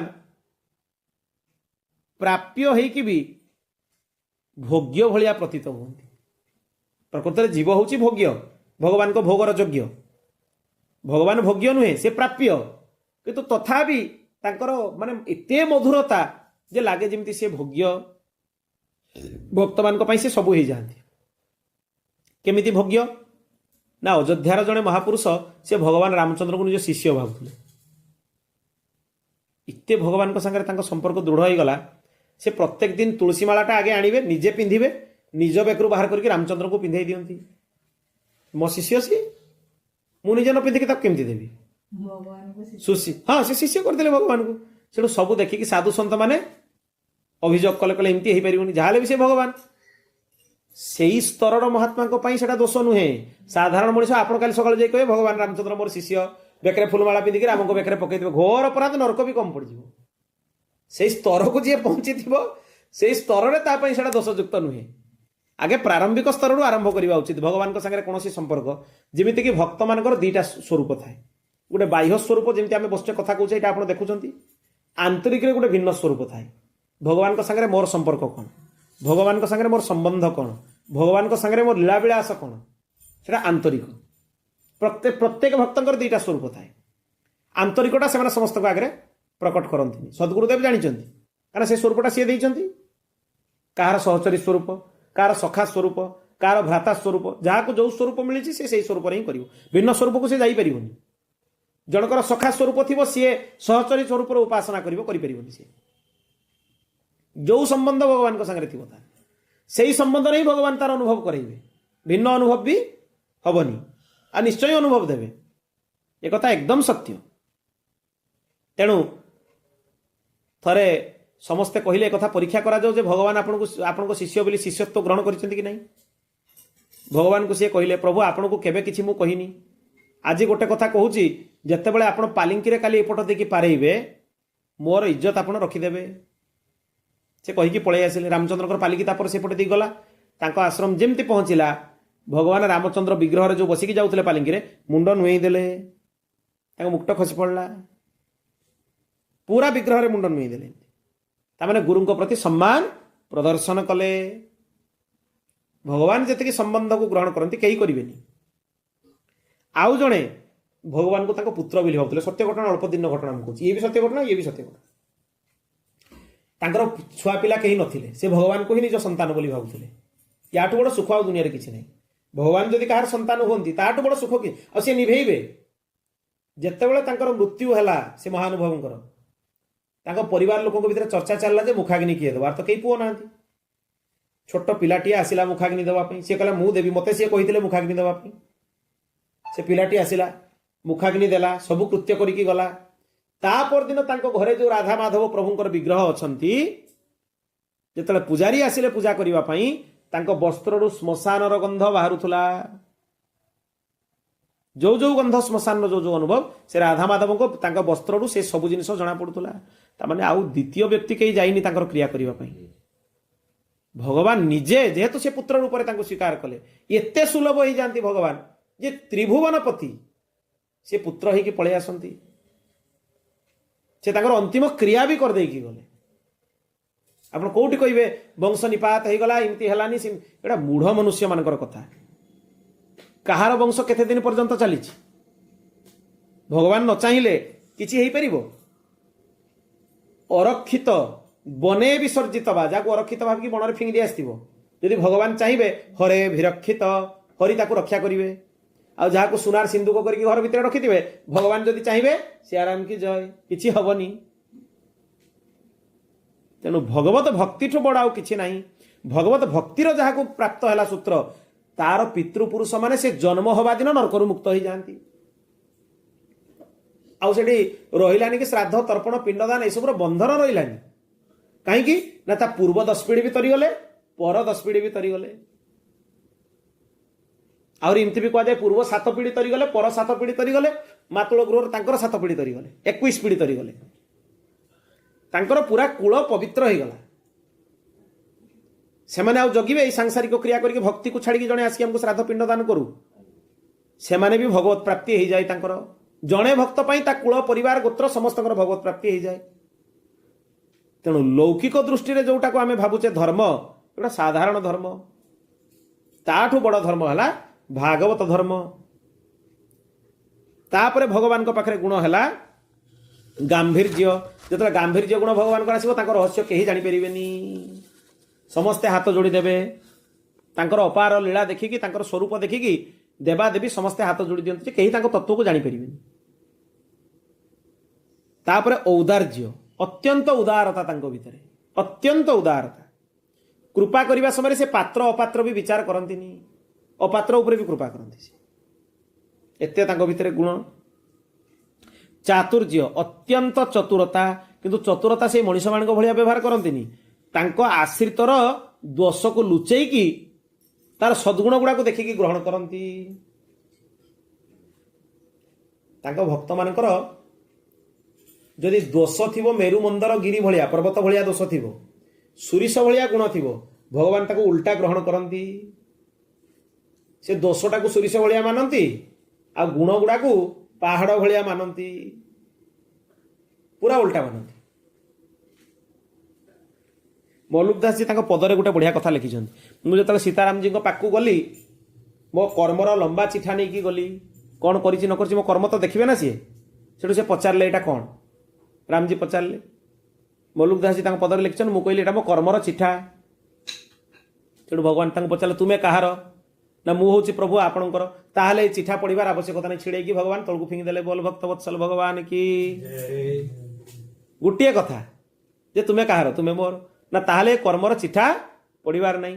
ଯେଉଁମାନେ ଭଗବତ ଭକ୍ତ ସେମାନେ ଯମରାଜଙ୍କର ପରିଧି ଭିତରେ ଯାଆନ୍ତିନି। ଯଦି ତାଙ୍କ ଦେଇକି କୌଣସି ଅପରାଧ ହେଇଯାଏ, ତାକୁ ଦଣ୍ଡ ଦେବାର ବିଧାନ ବି ଭଗବାନ ଦେବେ, ଯମରାଜ ଦେଇପାରିବେନି। ଭଗବାନ ହିଁ ଦଣ୍ଡ ଦେବେ ତାଙ୍କୁ। କିଛି ଗୋଟେ ଦଣ୍ଡ ଦେବାର ଥିବ, କିଛି ଗୋଟେ ଅପରାଧ ହେଇଗଲା ଭକ୍ତ ଦେଇକି, ତାକୁ ଶିକ୍ଷା ଦେବାର ଅଛି, ଦଣ୍ଡ ଦେବାର ଅଛି, ଅନୁଶାସନ କରିବାର ଅଛି, ସବୁଗୁଡ଼ା ଭଗବାନଙ୍କ ହାତରେ। ତାପରେ ଆସିବ ସ୍ଥୈର୍ଯ୍ୟ। ଭଗବାନ ସ୍ଥିର, ଇଏ ଅସ୍ଥିର ନୁହେଁ। ଅନ୍ତରଙ୍ଗ ଲୋକଙ୍କର ଦୋଷ ଦେଖାଗଲେ ବି ସେ ବିଚଳିତ ହୁଅନ୍ତିନି। ଭକ୍ତମାନଙ୍କର ଧର ଦୋଷ ଦେଖିଲେ, ତାଙ୍କ ଆଶ୍ରିତ ମାନଙ୍କର ଦୋଷ ଦେଖିଲେ ସେ ବିଚଳିତ ହୁଅନ୍ତିନି। ଦୋଷ ଦେଖିଲା ପରେ ବି ତାକୁ ଯେତିକି ଭଲ ପାଉଥାନ୍ତି ସେତିକି ଭଲ ପାଆନ୍ତି। ସଂସାରରେ କ'ଣ ହୁଏ, ଜଣଙ୍କର ଦୋଷ ଦେଖିଲା ପରେ ଆମ ଭଲ ପାଇବା କମିଯାଏ। କିନ୍ତୁ ଭଗବାନଙ୍କର ସେମିତି ହୁଏନି। ଚିନ୍ତା କରନ୍ତୁ, ଭଗବାନଙ୍କ ଭଳିଆ କେହି ହେଇପାରିବେନି। ଏତେ ସୁଲଭତା କାହା ଭିତରେ ନାହିଁ। ସେ ଦୋଷ ଦେଖନ୍ତି ହିଁ ନାହିଁ। ଯଦି ଦେଖୁଥାନ୍ତେ ଆମକୁ ତାଙ୍କ କଥା ଶୁଣିବାର ସୌଭାଗ୍ୟ ବି ଯୋଗ୍ୟତା ବି ଆମର ରହନ୍ତାନି। ଯୋଗ୍ୟତା ବିଚାର କଲେ ଭଗବାନ ଯଦି ଚିନ୍ତା କରିବେ ମୋ ପାଇଁ କିଏ ଯୋଗ୍ୟ, ବ୍ରହ୍ମା ଶଙ୍କର ବି ତାଙ୍କ ଯୋଗ୍ୟ ହେଇକି ରହିବେନି। ଆମ କଥା ତ ଛାଡ଼ି ଦିଅନ୍ତୁ, ଏତେ ତାଙ୍କ ଭିତରେ କରୁଣା। ଭଗବାନଙ୍କର ଆଉ ଗୋଟେ ଗୁଣ ହେଲା ଧୈର୍ଯ୍ୟ। ନିଜର ସମସ୍ତ ପ୍ରତିଜ୍ଞାକୁ ସେ ପୂର୍ଣ୍ଣ କରନ୍ତି ଅତ୍ୟନ୍ତ ଧୈର୍ଯ୍ୟ ସହିତ। ପୁଣି ଦରକାର ପଡ଼ିଲେ ନିଜ ପ୍ରତିଜ୍ଞା ବି ଭାଙ୍ଗି ଦିଅନ୍ତି ଭକ୍ତର ମାନଙ୍କୁ ରଖିବା ପାଇଁ। ଭୀଷ୍ମ ଭଗବାନ ପ୍ରତିଜ୍ଞା କରିଥିଲେ ମୁଁ ଅସ୍ତ୍ର ଧରିବିନି, ଭୀଷ୍ମ ପିତାମହ ପ୍ରତିଜ୍ଞା କଲେ ମୁଁ ଅସ୍ତ୍ର ଧରେଇଦେବି। ମୋର କ୍ଷତ୍ରିୟ ପ୍ରତିଜ୍ଞା ଭକ୍ତ ପ୍ରତିଜ୍ଞାକୁ ରଖିବା ପାଇଁ ଭଗବାନ ନିଜ ପ୍ରତିଜ୍ଞା ବି ଭାଙ୍ଗିଦେଲେ। ଭଗବାନଙ୍କୁ ଲାଞ୍ଛନା ଲାଗିପାରେ, ଭଗବାନ କହିଲେ ମୋତେ ଲାଞ୍ଛନା ଲାଗିପାରେ, ମୁଁ ଅସ୍ତ୍ର ଧରିଲି, କିନ୍ତୁ ମୋ ଭକ୍ତର ଗୌରବ ରହିଗଲା, ସିଏ ଯୋଉ ଶପଥ କରିଥିଲେ ସେ ଶପଥ ରହିଗଲା। ଏତେ କରୁଣା ତ କେହି ପ୍ରଦର୍ଶନ କରିପାରିବେନି। ଶୌର୍ଯ୍ୟ, ଅତ୍ୟନ୍ତ ବୀର ଆଉ ଯୁଦ୍ଧରେ ପ୍ରବୀଣ। ଭଗବାନଙ୍କ ଭଳିଆ ଯୁଦ୍ଧରେ ବି କେହି ପ୍ରବୀଣ ହେଇପାରିବେନି। ଅଷ୍ଟଭୁଜ ବିଷ୍ଣୁଙ୍କର ଯୋଉ ବର୍ଣ୍ଣନା କରାଯାଇଛି ଶାସ୍ତ୍ରରେ ଅସ୍ତ୍ରଶସ୍ତ୍ର ସହ, ତାଙ୍କର ଅସ୍ତ୍ର କୌଶଳ, ଭଗବାନ ଯେତେବେଳେ ବାଣଟା କାଢନ୍ତି ସେ କେତେ ଗୁଣ ଲେଖା ବଢି ଚାଲିବ, 10 ଗୁଣ, 100 ଗୁଣ, 1000 ଗୁଣ, 1,00,000 ଗୁଣ ଶାସ୍ତ୍ର ବର୍ଣ୍ଣନା କରିଛନ୍ତି।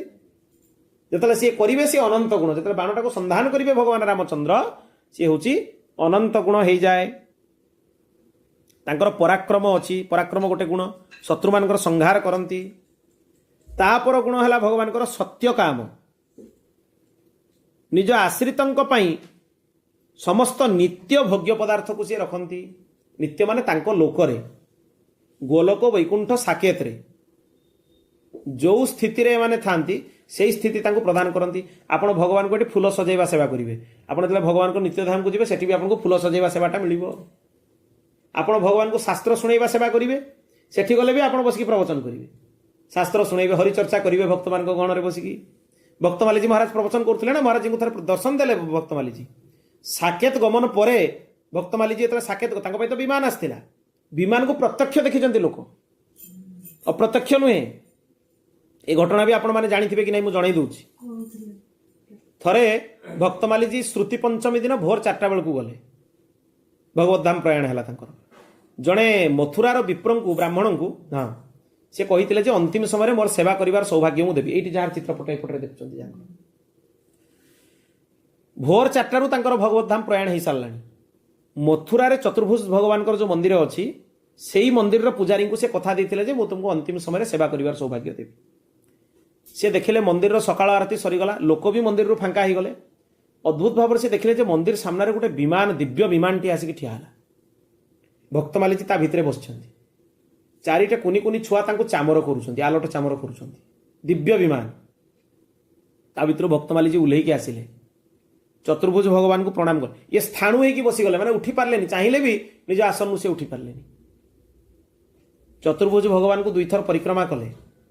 ଭଗବାନଙ୍କୁ ଆଇଦର 4 ଥର ପରିକ୍ରମା କରାଯାଏ, ନହେଲେ 2 ଥର ପରିକ୍ରମା କରାଯାଏ। ଚରଣାମୃତ ବି ଏମିତି ତାଙ୍କ ହାତରୁ ହାତ ଦେଖେଇକି ନେଲେ। ତାଙ୍କୁ କହିଲେ ଖୁବ୍ ପ୍ରେମ ସେ ଚତୁର୍ଭୁଜ ଭଗବାନ କି ସେବା କର, କହିକି ପୁଣି ନିଜ ବିମାନରେ ବସିଲେ, ବିମାନ ଅଦୃଶ୍ୟ ହେଇଗଲା। ମାନେ ଭଗବତ ଧାମ ଗଲାବେଳେ ଦିବ୍ୟ ବିମାନ ସହିତ ବି ସେ ଲୋକଙ୍କୁ ଚର୍ମଚକ୍ଷୁରେ ଦର୍ଶନ ଦେଇକି ଯାଇଛନ୍ତି। এইଭଳି ମହାପୁରୁଷ ସିଏ। ସାକେତ ଧାମରେ ବି ଯାଇକି, ସନତ କୁମାର ହଁ, 4 ଭାଇ ସେମାନେ। ସାକେତ ଧାମକୁ ଗଲା ପରେ ବି ଗୁରୁଦେବ ଭଗବାନଙ୍କୁ ସେ ଦର୍ଶନ ଦେଇକି ସ୍ୱପ୍ନରେ ଇଙ୍ଗିତ କରିଛନ୍ତି ଯେ ଏଠି ବି ମୁଁ ବଡ଼ ବଡ଼ ମହର୍ଷି ମାନଙ୍କୁ ବସିକି କଥା ଶୁଣଉଛି। ଭାଇଜୀ, ପରମ ପୂଜ୍ୟ ହନୁମାନ ପ୍ରସାଦ ପୋରଦାର ଜୀ, ମହାରାଜ ଜୀ, ଆଉ ଜଣେ ମହାପୁରୁଷ, ଏମିତି 3-4 ଜଣ ମହାପୁରୁଷ ଏକା ସାଙ୍ଗରେ ବସି କଥା ଶୁଣାଉଛନ୍ତି, ଭଗବତ ଚର୍ଚ୍ଚା ଚାଲିଛି ସେଠି। ତେଣୁ ଯୋଉ ସେବା ଆପଣ ଏଠି କରିବେ ସେଇ ସେବା ଆପଣଙ୍କୁ ସେଠି ମିଳିବ, ଯେଉଁ ପ୍ରକାର ଭଗବାନଙ୍କର ସେବା କରିବେ। ଫୁଲ ଗୁନ୍ଥିବା କାମ ଯିଏ ସେବା କରିବ ତାକୁ ସେ ସାକେତରେ ବି ଭଗବାନଙ୍କ ଫୁଲ ଗୁନ୍ଥିବା ସେବା ମିଳିବ। ଯିଏ ଭଗବାନଙ୍କ ସାଙ୍ଗରେ ଖେଳିବ ତାକୁ ସେଠି ଭଗବାନଙ୍କ ସାଙ୍ଗରେ ଖେଳିବାର ସେବା ମିଳିବ। ଖେଳିବା ପାଇଁ ବି ତାଙ୍କର ମିତ୍ର ଦରକାର। ଭଗବାନ କଣ କରନ୍ତି, ତାଙ୍କର ଗୋବିନ୍ଦ ସଖା ଯୋଉ ଥିଲେ ଶ୍ରୀନାଥ ଜୀଙ୍କର, ଗୋବିନ୍ଦ ସଖାଙ୍କ ସାଙ୍ଗରେ ଗୋବର୍ଦ୍ଧନ ତଟରେ ଶ୍ରୀନାଥଜୀ ଖେଳୁଥିଲେ। ଥରେ ଶ୍ରୀନାଥଜୀ ଗୋବିନ୍ଦ ସଖାକୁ କହିଲେ ମତେ ବସିକି ଯିବା ଲାଗି ଇଚ୍ଛା ହଉଛି, ତୁ ମୋର ଘୋଡ଼ା ହେଇଯା। ଗୋବିନ୍ଦ ସଖା ଘୋଡ଼ା ହେଲେ, ଶ୍ରୀନାଥଜୀ ତାଙ୍କ ପିଠି ଉପରେ ବସିକି ଗଲେ, ତୁ ଘୋଡ଼ା ଭଳିଆ ଚାଲି ଚାଲି ଯା, ମୁଁ ତ ପିଠିରେ ବସିକି ଯିବି। ଶ୍ରୀନାଥଜୀ ଭାରି ଲୀଳା କରିବା ଭଗବାନ, ଯେ ଭାରି ବିଚିତ୍ର ଭଗବାନ। ଥରେ କହିଲେ ମୋର ମଇଁଷି ଉପରେ ବସିକି ଯିବା ପାଇଁ ଇଚ୍ଛା ହଉଛି, ମଇଁଷି ହଉଛି ଯମରାଜଙ୍କର ବାହନ, ମୋର ଶଳାଙ୍କର ବାହନ ଯମରାଜ ହେଲେ ଭଗବାନଙ୍କର ଶଳା, 2 ଜଣ ଶଳା ତାଙ୍କର, ଶନି ଆଉ ଯମ, ଆହୁରି ବି ଅଛନ୍ତି ମନୁ। ଯମୁନାଙ୍କର ଭାଇ, ଯମୁନା ହେଲେ ଭଗବାନଙ୍କର ପତ୍ନୀ, ପାଟରାଣୀ ଭଗବାନଙ୍କର, ତାଙ୍କର ଭାଇ ହେଲେ ଯମ, ତାଙ୍କର ଭାଇ ହେଲେ ଶନି। ତେଣୁ ଭଗବାନଙ୍କର ବିଶେଷ ଶଳା ଏମାନେ, ଶାଳକ। ତେଣୁ ଥରେ କହିଲେ ମୋର ଶାଳକ ବସିକି ବୁଲୁଛନ୍ତି ମଇଁଷି ଉପରେ, ମୋତେ ମଇଁଷି ଉପରେ ବସିକି ବୁଲିବା ପାଇଁ ଇଚ୍ଛା ହେଉଛି, ମୋ ଲାଗି ମଇଁଷି ନେଇକି ଆସ। ଗୋସାଇଁଜୀ ବିଠଲନାଥଜୀ ମଇଁଷି ମଗେଇଲେ, ମଇଁଷି ଡାକିଲେ, ଶ୍ରୀନାଥଜୀ ତାପରେ ବସିକି ଗଲେ। ମଇଁଷି ପୁରା ଛୁଇଁଲେ ଅସୁବିଧା ଯେ। ନା ସିଏ ତାଙ୍କର ଇଚ୍ଛା, ଆମେ ସିନା ଆମ ପାଇଁ ସେଟା ବିଧାନ, ଭଗବାନଙ୍କ ପାଇଁ କ'ଣ ବିଧାନ? ତାଙ୍କୁ ଯାହା ଇଚ୍ଛା ହବ କହିଲେ ମୋର ଶାଳକ ବସୁଛନ୍ତି ମୁଁ ବି ବସିବି। ଥରେ ଗୋବିନ୍ଦ ସଖାଙ୍କ ସାଙ୍ଗରେ ଭଗବାନ ଶ୍ରୀନାଥଜୀ ଖେଳୁଥିଲେ। କୋଉଠି ନା କୁଣ୍ଡ ସରୋବର ପାଖରେ। ଗୋବିନ୍ଦ ସଖା ରାଗିଗଲେ, କହିଲେ ଇଏ ବହୁତ ବଦମାସ ଅଛି।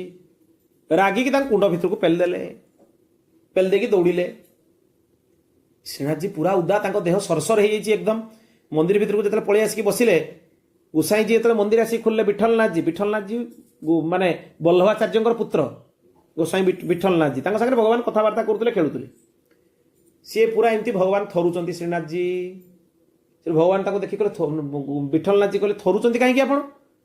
ନା ମୋତେ ଗୋବିନ୍ଦ ସଖା ପାଣିକୁ ଠେଲି ଦେଇକି ପଳେଇଲା। ସେଠୁ ଗୋସାଇଁଜୀ ତାଙ୍କ ବସ୍ତ୍ର ବଦଳେଇଲେ, ତାଙ୍କୁ ସେକ ଦେଲେ, ତାଙ୍କ ଦେହ ଠିକ କଲେ। ଏତେ ପ୍ରେମରେ ତାଙ୍କର ସେବା ହୁଏ ଶ୍ରୀନାଥଜୀଙ୍କର। ଆକବର ଏତେ ମନ୍ଦିର ଭାଙ୍ଗିଲେ, ଏତେ ସବୁ କଲେ, ଏତେ କଲେ, ଶ୍ରୀନାଥଜୀଙ୍କ ଆଗରେ ଯାଇକି ତାଙ୍କ ଦୃଷ୍ଟି ଶକ୍ତି ପଳେଇଲା ଆକବରର।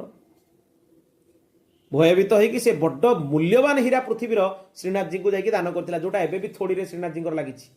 ନାଥଦ୍ୱାରରେ ଯୋଉ ଆଗରୁ ଯୋଉ ଶ୍ରୀନାଥଜୀ ଏବେ ନାଥଦ୍ୱାରରେ ଅଛନ୍ତି ରାଜସ୍ଥାନରେ, ସିଏ ଏଇଠି ଥିଲେ ଗୋବର୍ଦ୍ଧନ ପାଖରେ, ଏଇଠୁ ବାହାରିଛନ୍ତି, ସେ ଗୋବର୍ଦ୍ଧନ ପର୍ବତ ଭିତରୁ ସେ ବାହାରିଛନ୍ତି। ଏଇ ସ୍ୱରୂପ ଯୋଉଟା ଦେଖୁଛନ୍ତି ଏଠି ବି ଅଛନ୍ତି, ଇଏ ବି ନାଥଦ୍ୱାରରୁ ଆସିଛନ୍ତି। ଏଇଠି ତାଙ୍କର ଯୋଉ ଥୋଡିଟା ଦେଖୁଛନ୍ତି, ଥୋଡିରେ ଗୋଟେ ହୀରା ଲାଗିଥାଏ। ସେ ହୀରାଟା ବହୁମୂଲ୍ୟ ହୀରା, ସେଟା ଆକବର ଦେଇଥିଲେ ଭଗବାନଙ୍କୁ। ଦେଲା ପରେ ଦୃଷ୍ଟି ଶକ୍ତି ପାଇଲା ପରେ ସେ ଦେଇଥିଲେ। ତେଣୁ ତାଙ୍କର ଯୋଉ ଲୀଳା, ସେ ଭକ୍ତମାନଙ୍କ ସାଙ୍ଗରେ ଏଇଭଳି ପ୍ରତ୍ୟକ୍ଷ ଲୀଳା କରୁଥିଲେ, ପରୋକ୍ଷ ଲୀଳା ନୁହେଁ। ଏମିତି ଅନେକ ଗୋବିନ୍ଦ ସଖା ସାଙ୍ଗରେ କେତେ ଖେଳୁଥିଲେ। ତେଣୁ ଗୋସାଇଁଜୀ ଗୋବିନ୍ଦ ସଖାଙ୍କୁ ରାଗିଲେ, ତୁମେ ଏମିତି ଠାକୁରଜୀଙ୍କୁ ପେଲି ଦେଇକି ପଳେଇବ ନା ପାଣିରେ। ବିଠଲନାଥଜୀଙ୍କ ସାଙ୍ଗରେ ବି ଭଗବାନ ଅନେକ ଲୀଳା କରୁଥିଲେ। ଥରେ ଚାଉଳ ଧୋଇକି ଭଗବାନଙ୍କ ପାଇଁ ରୋଷେଇ ହେଉଥିଲା, 2ଟା ଚାଉଳ ଧୋଇ ହେଇକି ତଳେ ପଡ଼ିଗଲେ। ସେ ଚାଉଳ ଗୁଡ଼ା କାନ୍ଦିଲେ 2 ଜଣ। ମାନେ ଏଭଳି ବି ପ୍ରତ୍ୟକ୍ଷ ଅନୁଭବ ତାଙ୍କୁ ହେଉଥିଲା ଯେ ଆମେ ଭଗବାନଙ୍କ ସେବାରେ ଲାଗିପାରିଲେନି, ଆମର କି ଅପରାଧ। ସେ 2 ଜଣଙ୍କୁ ବି ଭଗବତ ସେବାରେ ମୁକ୍ତି ପ୍ରଦାନ କରାଗଲା। ଭଗବାନ ହେଲେ ସତ୍ୟ ସଂକଳ୍ପ, ତାଙ୍କର ସଂକଳ୍ପ କେବେ ବି ବ୍ୟର୍ଥ ହୁଏନି, ପ୍ରତିବଦ୍ଧ ବି ହୁଏନି। ତାପର ଗୁଣ ହେଲା ଭଗବାନଙ୍କର କୃତିତ୍ୱ। ଉପକାର କରିବା ଗୁଣକୁ କୃତିତ୍ୱ କୁହାଯାଏ। ସବୁବେଳେ ସମସ୍ତଙ୍କର ଉପକାର କରିବେ। ତାପର ଗୁଣ ହେଲା ଭଗବାନଙ୍କର କୃତଜ୍ଞତା। ଭଗବାନଙ୍କ ପାଇଁ କିଏ କିଛି ବି କେତେବେଳେ ବି କଲେ ସେ ସବୁବେଳେ ତା ପ୍ରତି କୃତଜ୍ଞ ରହନ୍ତି, ଅକୃତଜ୍ଞ ନୁହେଁ। ମଣିଷ ଅକୃତଜ୍ଞ ହୁଏ। କୃତଘ୍ନ ଦୋଷଟା ମହାପାପ, ତାର ପ୍ରାୟଶ୍ଚିତ ନାହିଁ। କୃତଘ୍ନେ ନାସ୍ତି ନିଷ୍କୃତି। ଆପଣ ଜଣକୁ କିଛି ଗୋଟେ ସାହାଯ୍ୟ କଲେ ବା ଜଣଙ୍କ ପାଇଁ କିଛି କଲେ, କିନ୍ତୁ ସିଏ ଆପଣଙ୍କ ପ୍ରତି ଅବିଲାଇଜ୍ଡ ହେଲାନି ଯେ ଇଏ ମୋ ପାଇଁ କରିଛନ୍ତି, କ'ଣ ଆଉ କରିଦେଲେ କି, କ'ଣ ଦେଇଦେଲେ କି, ଏଇଟାକୁ କୃତଘ୍ନ କୁହାଯାଏ। ଛୋଟ ବି ସାହାଯ୍ୟ ଯିଏ ଆମକୁ କରିଥିବ, ତାର ସାହାଯ୍ୟଟାକୁ ବି ଜୀବନ ସାରା ମନେ ରଖିବା ଉଚିତ। କୃତଘ୍ନ ହବା ଉଚିତ ନୁହେଁ। କୃତଘ୍ନ ପାପର, ସବୁ ପାପର ପ୍ରାୟଶ୍ଚିତ ଅଛି। କୃତଘ୍ନ ମାନେ ବ୍ରହ୍ମହତ୍ୟା ଗୋହତ୍ୟା ପର୍ଯ୍ୟନ୍ତ ପାପର ପ୍ରାୟଶ୍ଚିତ ଅଛି, କୃତଘ୍ନତାର ପ୍ରାୟଶ୍ଚିତ ନାହିଁ। ହଁ, ସେଇଟା ତ କୃତଘ୍ନତା ଆଉ, ସେ ହିଁ କୃତଘ୍ନତା। ବିଶ୍ୱାସଘାତକତା ବି ତାରି ଭିତରେ ଯାଉଛି ପାପରେ। এইগুড়ার প্রায়শ্চিত নাই। বিশ্বাসঘাতকতা কৃতজ্ঞতা ইয়ার কৌশি প্রায়শ্চিত ନାହିଁ। শাস্ত্রମାନେ ଲେଖି ନାହାନ୍ତି ତାଙ୍କର ପ୍ରାୟଶ୍ଚିତ। ତେଣୁ ଭାରି ସାବଧାନ ରହିବା ଉଚିତ। ଭଗବାନଙ୍କ ଭିତରେ କୃତଜ୍ଞତା ଅପାର ଅଛି। କିଏ ବା ଭଗବାନଙ୍କୁ କ'ଣ ଦେଇପାରିବ? ସେଇଥିରେ ବି ଭଗବାନ କୁହନ୍ତି ମୁଁ ଋଣୀ ହେଇଗଲି। ପ୍ରଥମ ଆପଣ ମହାଦେବ ଥରେ କହୁଛନ୍ତି ମହାଦେବ ମହାଦେବ ମହାଦେବେତି ଯୋ ବ୍ରୁୟାତ। ପ୍ରଥମ ମହାଦେବ କହିଲା ବେଳକୁ ଭଗବାନ ଶିବ ପ୍ରସନ୍ନ ହେଇଗଲେ। ଦ୍ୱାଭ୍ୟାମ ଶମ୍ଭୁ ଋଣୀର ଭବେତ। ଦୁଇଥର ଯିଏ ମହାଦେବ ତାଙ୍କ ଆଗରେ କହିଦେଲା, ଶିବ କହିଲେ ମୁଁ ତୋର ଋଣୀ ହେଇଗଲି। କି ବା ଦେଇପାରିବା ଆମେ ତାଙ୍କୁ? ଚିନ୍ତା କରନ୍ତୁ। ଭଗବାନ ଶିବଙ୍କ ଆଗରେ ଯିଏ ରାମ ନାମ ଜପ କରିବ, ଭଗବାନ ଶିବ କୁହନ୍ତି ମୁଁ ତୋର ଋଣୀ ହେଇଗଲି। ଥରେ ଦୁଇଥର ତିନିଥର କହିଲା ବେଳକୁ ଭଗବାନ ତାଙ୍କ ଋଣୀ ହେଇଯାଆନ୍ତି। ଏତେ ମହିମା। ତେଣୁ এইগুড়া ଭଗବାନଙ୍କର 25ଟା ଗୁଣର ଆପଣ ବର୍ଣ୍ଣନା ଶୁଣିଲେ। ଏମିତି ତ ଅନନ୍ତ ଗୁଣ। এইগুড়া কল্যাণ গুণগণ নিলୟ ସେଥିପାଇଁ କୁହାଯାଏ। ଦିବ୍ୟ ଗୁଣ ସବୁ ଭଗବାନଙ୍କ ପାଖରେ ଥିବାରୁ ତାଙ୍କୁ କଲ୍ୟାଣ ଗୁଣଗଣ ନିଳୟ କୁହାଯାଏ। ଭଗବାନ ହେଲେ ଶ୍ରୀମାନ। ଶ୍ରୀମାନରେ ବାର୍ତ୍ତିକ ଅନୁସାରେ ନିତ୍ୟ ଯୋଗ ସମ୍ବନ୍ଧ ଅର୍ଥରେ ମତୁ ପ୍ରତ୍ୟୟ ହେଲେ ଶ୍ରୀମାନ ଶବ୍ଦ ସିଦ୍ଧ ହୁଏ ବ୍ୟାକରଣରେ। ମାନେ ଯାହା ସାଙ୍ଗରେ ଭଗବାନଙ୍କର ନିତ୍ୟ ସମ୍ବନ୍ଧ। କିଏ ନିତ୍ୟ ସମ୍ବନ୍ଧ? ଭଗବତୀ ଜାନକୀଙ୍କ ସହିତ, ଭଗବାନ ରାମଚନ୍ଦ୍ରଙ୍କର, ଭଗବତୀ ରାଧାରାଣୀଙ୍କ ସହିତ, ଭଗବାନ କୃଷ୍ଣଙ୍କର ନିତ୍ୟ ସମ୍ବନ୍ଧ। ପ୍ରାକୃତ ସମ୍ବନ୍ଧ ନୁହେଁ ମଣିଷମାନଙ୍କ ଭଳିଆ। ସମ୍ବନ୍ଧର ଆରମ୍ଭ ନାହିଁ କି ଶେଷ ନାହିଁ, ସେ ତ ନିତ୍ୟ ଅନାଦି ଅପୌରୁଷେୟ। ଶାସ୍ତ୍ରମାନେ ବି ବର୍ଣ୍ଣନା କରିଛନ୍ତି। ଶୁକ୍ଳ ଯଜୁର୍ବେଦର 31 ନମ୍ବର ଅଧ୍ୟାୟର 22 ନମ୍ବର ମନ୍ତ୍ର, ଶ୍ରୀଶ୍ଚତେ ଲକ୍ଷ୍ମୀଶ୍ଚ ପତ୍ନ୍ୟୌ ମନ୍ତ୍ର ଅଛି। ସେଠି 2 ଜଣ ପତ୍ନୀଙ୍କ କଥା କୁହାଯାଇଛି, ଶ୍ରୀ ଆଉ ଲକ୍ଷ୍ମୀ ଅଲଗା ଅଲଗା କୁହାଯାଇଛି। ମହାଲକ୍ଷ୍ମୀ ଯଦି ଅଲରେଡି ରହିଲେ ତାହେଲେ ସେଠି ଶ୍ରୀ ଶବ୍ଦର ବାଚିକା କିଏ ହେବେ? ଭଗବତୀ ଜାନକୀ ବା ଭଗବତୀ ରାଧାରାଣୀ, ସିଏ ଶ୍ରୀ ଶବ୍ଦର ବାଚିକା। ଭଗବତୀ ମହାଲକ୍ଷ୍ମୀ ବି ଶ୍ରୀ ଶବ୍ଦର ବାଚିକା। ଏ କଥା ନୁହେଁ ବୋଲି କୁହନି, କିନ୍ତୁ ବେଦ କଣ ଲେଖୁଛନ୍ତି? ଶ୍ରୀଶ୍ଚତେ ଲକ୍ଷ୍ମୀଶ୍ଚ ପତ୍ନ୍ୟୌ, ଦ୍ୱିବଚନ, ଶ୍ରୀ ଆଉ ଲକ୍ଷ୍ମୀ। ବିଷ୍ଣୁ ପୁରାଣରେ ବି ଅଛି, ରାଘବତ୍ୱେ ଭବେତ୍ ସୀତା ରୁକ୍ମିଣୀ କୃଷ୍ଣ ଜନ୍ମନି। ରାଘବ ଯେତେବେଳେ ହେଲେ ଭଗବାନ ଜାନକୀ ହେଲେ ତାଙ୍କର ଅର୍ଦ୍ଧାଙ୍ଗିନୀ, ଭଗବାନ ଶ୍ରୀକୃଷ୍ଣଙ୍କର ଅର୍ଦ୍ଧାଙ୍ଗିନୀ ହେଲେ ଭଗବତୀ ରୁକ୍ମିଣୀ, ଆଉ ଭଗବତୀ ରାଧାରାଣୀ ହେଲେ ତାଙ୍କର ମାନେ ଆହ୍ଲାଦିନୀ ଶକ୍ତି। ଆଉ ତାଙ୍କ ଭିତରେ ତାଙ୍କର ଆତ୍ମା ବୋଲି କହିଲେ ବି ଅତ୍ୟୁକ୍ତି ହବନି। ଭଗବାନ ରାଧାକୃଷ୍ଣଙ୍କର ବିବାହର ବି ଶାସ୍ତ୍ରରେ ଅନେକ ପ୍ରମାଣ ଅଛି। ଯୋଉଗୁଡା ବଦ୍ଧ ଜୀବ ସେଇମାନେ କୁହନ୍ତି ତାଙ୍କର ବିବାହ ହେଇନଥିଲା। ଅନେକ ଶାସ୍ତ୍ରୀୟ ପ୍ରମାଣ ଅଛି। ଯାସୁ ଅଂଶ ଉପଜହି ଗୁଣ ଖାନି ଅଗଣିତ ଲକ୍ଷ୍ମୀ ଉମା ବ୍ରହ୍ମାନି। ଏଇ ଯୋଉ ଶ୍ରୀ ତାଙ୍କର ସ୍ୱରୂପ କଣ? ଭଗବତୀ ଜାନକୀଙ୍କର ବର୍ଣ୍ଣନା କରୁଛନ୍ତି ଗୋସ୍ୱାମୀଜୀ। ଇଏ ସବୁ ଦେବୀ ମାନଙ୍କର ମୂଳ ସ୍ୱରୂପ, ତାଙ୍କର ଇଏ ସବୁ ଗୁଣର ଭଣ୍ଡାର। ଆଙ୍କ ଭିତରୁ ଅଗଣିତ ଲକ୍ଷ୍ମୀ ଉମା ମାନେ ପାର୍ବତୀ, ବ୍ରହ୍ମାଣୀ ମାନେ ଗାୟତ୍ରୀ ସାବିତ୍ରୀ ସରସ୍ୱତୀ ଆଙ୍କ ଶରୀରରୁ ପ୍ରକଟ ହଉଛନ୍ତି। ରାଧାରାଣୀ ଆଉ ଜାନକୀଙ୍କ ଶରୀରରୁ ଅଗଣିତ ଲକ୍ଷ୍ମୀ ଉମା ବ୍ରହ୍ମାଣୀ ମାନେ ଅଗଣିତ ଲକ୍ଷ୍ମୀ। ଦେବୀ ଭାଗବତରେ ବି ଏକଥା ଲେଖା ହେଇଛି, ଭଗବତୀ ରାଧାରାଣୀଙ୍କ ଶରୀରରୁ ଭଗବତୀ ମହାଲକ୍ଷ୍ମୀ ଉତ୍ପନ୍ନ ହେଇଛନ୍ତି, ଦେବୀ ଭାଗବତରେ ଅଛି। ପୁଣି ଉମା ମାନେ ଭଗବତୀ ପାର୍ବତୀ, ତାଙ୍କର ଯେତେ ସ୍ୱରୂପ, ଆଉ ବ୍ରହ୍ମାଣୀ ଅର୍ଥାତ୍ ବ୍ରହ୍ମାଙ୍କର ପତ୍ନୀ ଗାୟତ୍ରୀ ସାବିତ୍ରୀ ସରସ୍ୱତୀ। ଭଗବାନ ହଉଛନ୍ତି ଷଡ଼େଇ ଗୁଣେ ଐଶ୍ୱର୍ଯ୍ୟ ସମ୍ପନ୍ନ। 6ଟା ଐଶ୍ୱର୍ଯ୍ୟ ତାଙ୍କ ପାଖରେ ଅଛି, ଜ୍ଞାନ, ବଳ, ଐଶ୍ୱର୍ଯ୍ୟ, ବୀର୍ଯ୍ୟ, ଶକ୍ତି ଆଉ ତେଜ। এই 6ଟା ଗୁଣକୁ ଷଡ଼ୈଶ୍ୱର୍ଯ୍ୟ, 6 ଐଶ୍ୱର୍ଯ୍ୟ ବୋଲି କୁହାଯାଏ। ଆଉ ଭଗବାନଙ୍କର ସ୍ୱରୂପ କଣ? ବେଦ ବେଦ୍ୟ ସର୍ବସାକ୍ଷୀ ସର୍ବୋପାସ୍ୟ ସ୍ୱତନ୍ତ୍ରକ ନିତ୍ୟାନାଂ ନିଜ ଭକ୍ତାନାଂ ଭଗ୍ୟ ଭୂତ ଶ୍ରୀ ଅହପତି। ଆମେ এই ଯୋଉ ବ୍ୟାଖ୍ୟା ବର୍ତ୍ତମାନ ଶୁଣିଲେ ଏଇଟା ଖାଲି 4ର୍ଥ ଶ୍ଲୋକର ଏତିକି ବ୍ୟାଖ୍ୟା ଶୁଣିଲେ। ଆପଣ ଏ କ୍ରମରେ ଗଲେ ଇଏ କେତେ ବର୍ଷରେ ଯେ ଇଏ ପୂର୍ଣ୍ଣ ହବ ବିଶିଷ୍ଟ ଅଦ୍ୱୈତ ସିଦ୍ଧାନ୍ତ ତାର କଥା କହିହବନି, କିନ୍ତୁ ବିସ୍ତାର ହବା ଉଚିତ, ତାର ଆଲୋଚନା ବିସ୍ତାରରେ ହବା ଉଚିତ। ଇଏ 5ମ ଶ୍ଲୋକରେ ତାଙ୍କର ପୁଣି ଆଉ କଣ ସ୍ୱରୂପ ହେଇପାରେ ତାକୁ ବର୍ଣ୍ଣନା କରୁଛନ୍ତି। ଭଗବାନ ରାମଚନ୍ଦ୍ର ବେଦ ମାନଙ୍କ ଦ୍ୱାରା ଜ୍ଞେୟ, ମାନେ ବେଦ ମାନଙ୍କର ପଦ୍ଧତିରେ ଜାଣିବା ଯୋଗ୍ୟ, ବୈଦିକ ପଦ୍ଧତିକୁ ଅନୁସରଣ କରିବା ଉଚିତ। ସମସ୍ତଙ୍କର ସାକ୍ଷୀ, ସମସ୍ତଙ୍କର ଉପାସ୍ୟ ଆଉ ସ୍ୱତନ୍ତ୍ର, ସର୍ବତନ୍ତ୍ର ସ୍ୱତନ୍ତ୍ର। ଭଗବତୀ ଜାନକୀଙ୍କର ପତି ଆଉ ନିଜ ଭକ୍ତମାନଙ୍କର ଭୋଗ୍ୟ। ଏତେ କରୁଣା ତାଙ୍କ ହୃଦୟରେ ଅଛି। ବେଦ ବେଦ୍ୟ କେମିତିକା? କଠୋ ଉପନିଷଦର 2ୟ ଅଧ୍ୟାୟର 2ୟ ବଲ୍ଲୀ ବୋଲି ବି ତାକୁ କୁହାଯାଏ। 15 ନମ୍ବର ମନ୍ତ୍ର, ସର୍ବେ ବେଦା ଯତ୍ପଦମାମନନ୍ତି।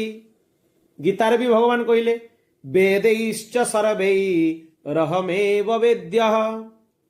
ଭଗବତ ଗୀତା 15 ଅଧ୍ୟାୟ 15 ନମ୍ବର ଶ୍ଲୋକ।